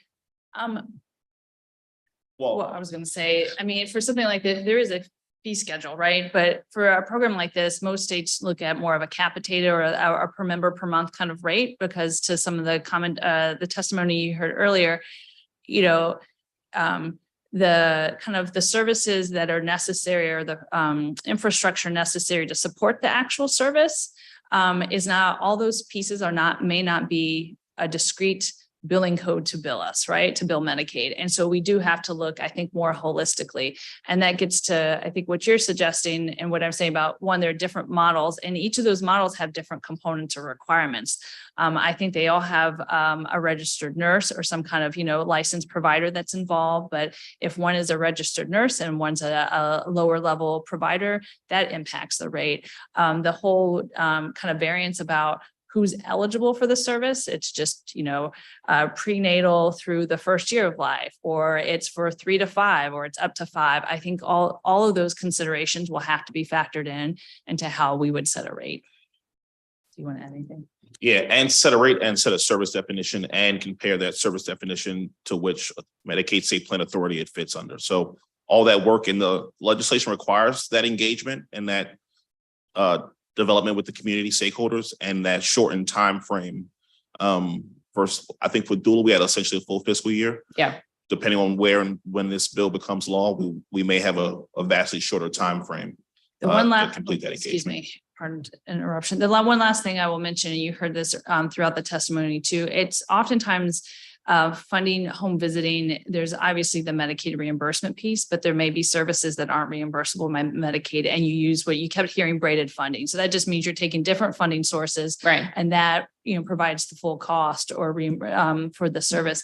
And so that's the other piece that we'll have to factor in here. So maybe if the program is services XYZ, Medicaid can pay, you know, X, Y, and then do we know where the payment comes in for Z? And so I think some of that will be, I expect that will be part of the discussion as well. Okay. So it's a little complicated. Yeah. I mean, it's complicated, but not impossible, right? Yeah, Obviously, correct. we've had 37 other states who have sort of figured this out. Not to say that in the same manner as the 1115 waiver that we could like plug and chug, because this is a very different environment than those, but also we might have a very different set of programs here that we want to make sure we speak to the ecosystem in our jurisdiction. Exactly. I think that's exactly right. Okay. So how much time would you say you need? Well, if I'll walk through the doula timeline and maybe this can be demonstrative. So Okay. we knew the doula expansion was going to be in the FY21 BSA, FY22 BSA. We started our substantive engagement process with doulas in the stakeholder community. I think our kickoff meeting was December 2021. Then we continued, I think, a monthly or bi-monthly process through June of 2022.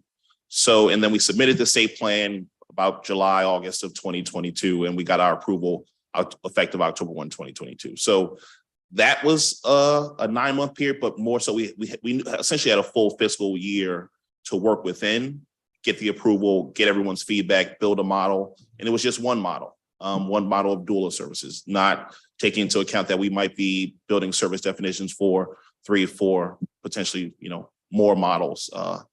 So, you know, that's the, Yeah. hopefully that gives perspective. When we define service model, service delivery, does that limit us in terms of if there might be future innovations that someone wants to bring to the table under the umbrella of home visiting, obviously? I don't think so, simply because if something new comes along, we do a state plan amendment, right? Okay. Or if we've defined provider qualifications or the program expectations in more detail and regulation, then we update the regulation. So I think that's something that's, you know, just kind of just almost normal business for us, if you will. Things change, new programs come along, we adjust as needed. Okay. How many state plan amendments has healthcare finance submitted in like the last 10 years?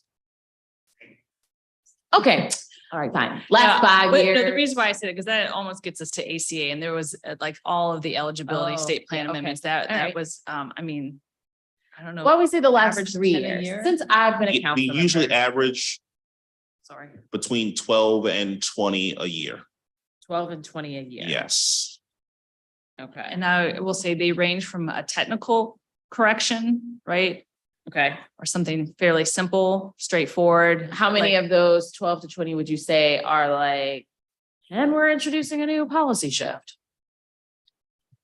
Usually when we're doing a state plan amendment, we're updating reimbursement or updating a reimbursement methodology. Okay. So I'd say at least half are adding a new service or adding a new methodology. The other half are probably technical or tweaking something we've already established. Okay.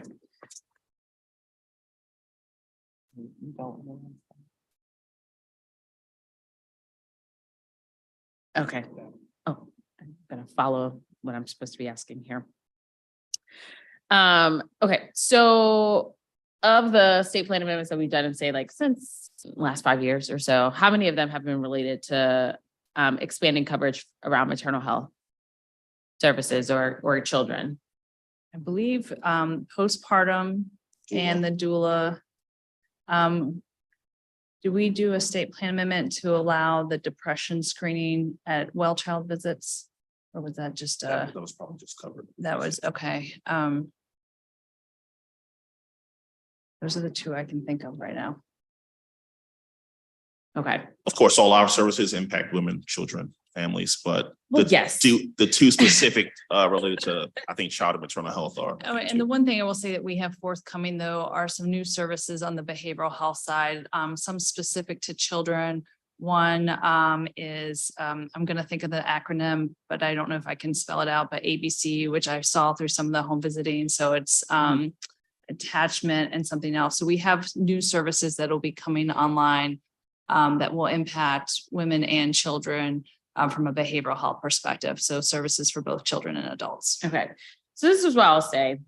And again, it's not directed necessarily toward you, but the other people who might be watching is that of the couple that you mentioned in the maternal health space, there has been collaboration and work with the council on both of them. Postpartum, Councilmember Vince Gray, who used to chair this committee, used to be the chair of the council, used to be the mayor. That was his bill and it was funded after that.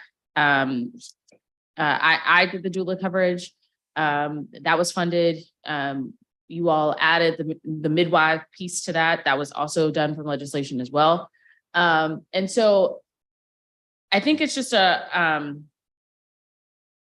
I hope that when we're discussing whatever we're going to do going forward in terms of the Medicaid program, that we can continue the collaboration that has already existed. I understand what the Attorney General's staff attorney has said on this, but I also know that she didn't know anything about these bills before she made that opinion early on. And so that is, I hate that we're getting into this sort of tension point in terms of saying the council can have no role whatsoever in the Medicaid program and that it is only up to the executive, because that's just not how it works in other federal programs like SNAP and otherwise. And it has not been the practice of our government up until now. So I'm just going to say that. And I will just say then that, again, the distinguishing factor is the requirement requiring the mayor to submit the state plan or a waiver, whereas that is up to the discretion of the executive. Not that council or the legislative, there is no legislative public policy discourse or anything. Okay. Does healthcare or finance have any data on the number of parents or children who could be eligible for home visiting services? Or is that a question of how we even set eligibility going forward? A couple things. Yes, it will depend on eligibility, but typically, when you provide or add a service into the Medicaid state plan, it's going to have to be for all. There's the medically necessity piece that could dictate, well, obviously I'm not going to get home health services if I don't need them right now. Like, I don't have a medical reason for it.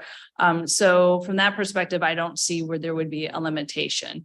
And from the the last DC Home Visiting Council report, they served over almost 1,400 families. Mhm. So I think that's a starting point. I think we look at the number of families with children under, 6 or whatever, depending on the model, looking at that, we have about 4,000 births a year for folks that are in the Medicaid and Alliance ICP program. So that starts the population, I would think, that would likely be eligible for a family.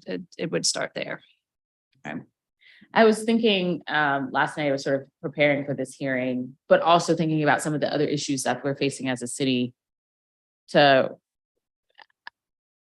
how do we trace back, right? If I have a high school student who is currently experiencing truancy, is there a way for us to look to see, did that young person's family qualify for Medicaid? Did that young person's family have home visiting? Did that person's family have whatever the additional types of supports that we can provide? But waiting to high school is not even that, right? Like we've got kids in the custody of DYRS who are as young as 13. And so really looking, okay, for those, did we miss something? Could there have been some other sort of push in? And I think this is interesting in that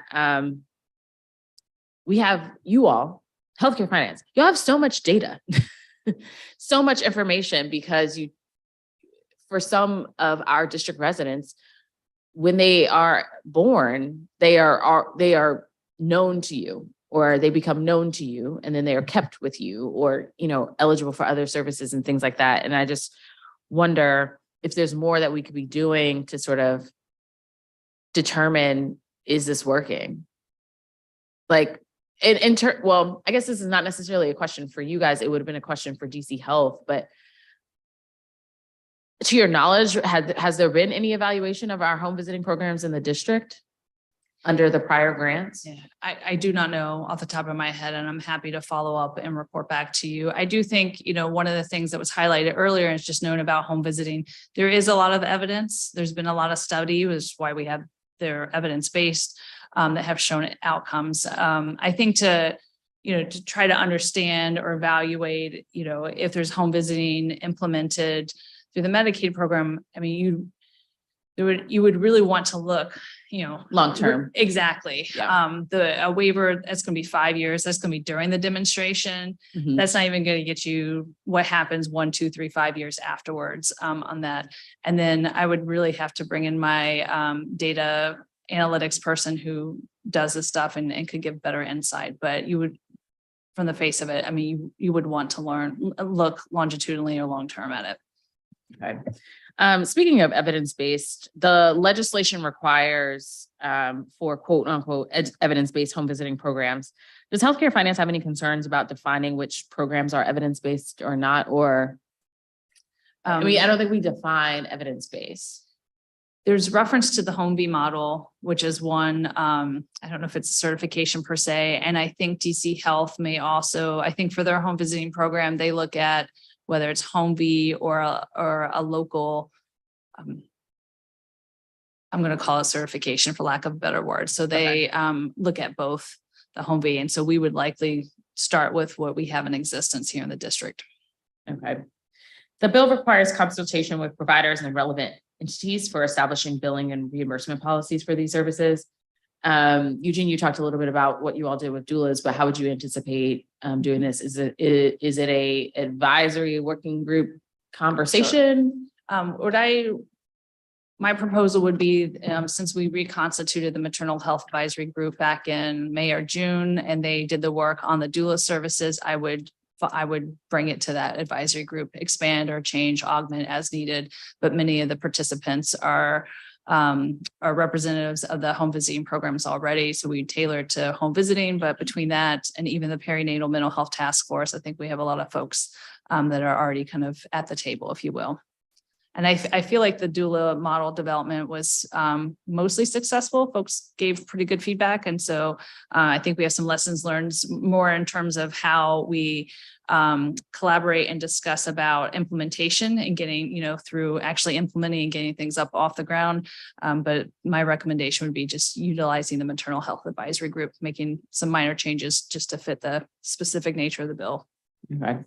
I use the maternal health advisory group as an example with OSSI around like, see, you can put together an advisory group and not be required by legislation to do it. You can just bring the people together and have a conversation, which is happening. But it was just sort of I thought the maternal health advisory group has been just at least providers or individuals who have participated in that have really, really liked the approach that healthcare finance has taken to some of these conversations and various issues.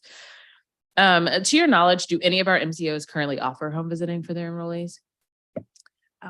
They offer, well, first of all, we have the high-risk newborn home visiting that is across the plans. Most of the plans offer some form of home visiting, but it is typically as a value-added service.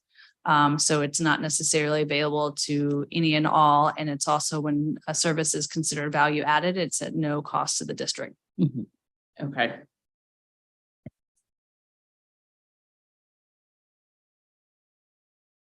Some of the home visiting providers are concerned about some of the documentation requirements for Medicaid reimbursement and the fact that documentation may be duplicative in their opinions. Does healthcare finance have any ideas about opportunities to maybe integrate some of these systems and reduce paperwork? I love this question because I've dealt with it in my entire tenure here with DC Medicaid and working, whether it's sister agencies or with providers who just are not traditional medical providers, right? So if you're a physician, you're very accustomed to claiming, billing codes, documentation requirements, and so forth. And I do think even, when you bring in a provider group like doulas is a whole different ballgame. Or if you're bringing in organizations that provide a service, but they're accustomed to receiving funds through grant funds, right? Grant funds is not to be dismissive, it's a check, you have a budget, you spend, you're not tracking by service, right? So I think there has to be a lot of discussion about what's required. There's not a ton of flexibility on, documentation. And when it comes down to, from my perspective, most documentation requirements really speak to quality of care and not meant to be onerous or administrative. I just personally, my own viewpoint, if there are areas, I don't want to ask for something twice if I don't have to. And if there's a way we can say it's here, so then if we know we have this and it's approved, this is something we did with applications a long time ago with charter schools. They had a charter school certification. So why are we asking for the same questions on the Medicaid provider application that's on the charter school application? Because they wouldn't have the certification coming to us. So those kind of administrative efficiencies, we'll do our best. But again, there are some things on documentation we're not going to be flexible on because we can't be. Yeah. We have sometimes folks who come to us around like, well, can't we just do self-attestation? And I'm like, the federal government is not. No, we're gonna have to fill out the form, or everything can't be a self-attestation. Okay, those conclude my questions.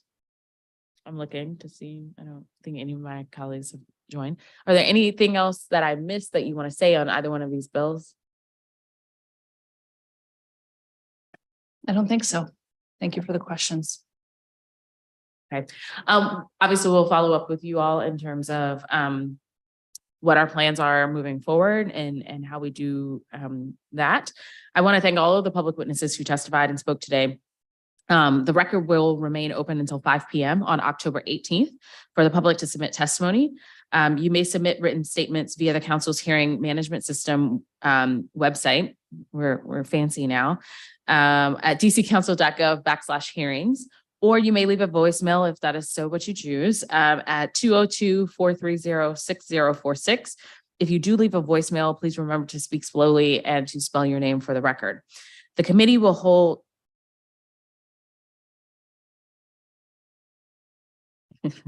the committee has a hearing tomorrow on the confirmation, on PR 25-290. The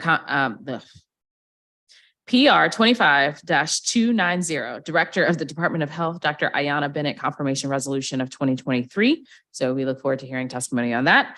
And then the committee will hold its next meeting. We'll have a markup on Tuesday, October 10th at 3 p.m. to mark up B 25-226, the Access to Emergency Albuterol and Glucagon Amendment Act of 2023. Bill 25-244, the Prescription Drug Monitoring Program Amendment Act of 2023. And then also on, we will consider Dr. Bennett's confirmation at that time. So I say all that to say, if you want to sign up to testify for Dr. Bennett, you got to get it in kind of quickly here because we're about to cut off that witness list. But also for all the other people who are listening out there in the ether, now is the time to bring all your comments to the forefront if you have some issues in terms of the bills of markup. Please don't email us on Friday asking to discuss and make some changes. We will have circulated by then. There being no further business before this committee, this hearing is adjourned. The time is 1:01 p.m. Thank you.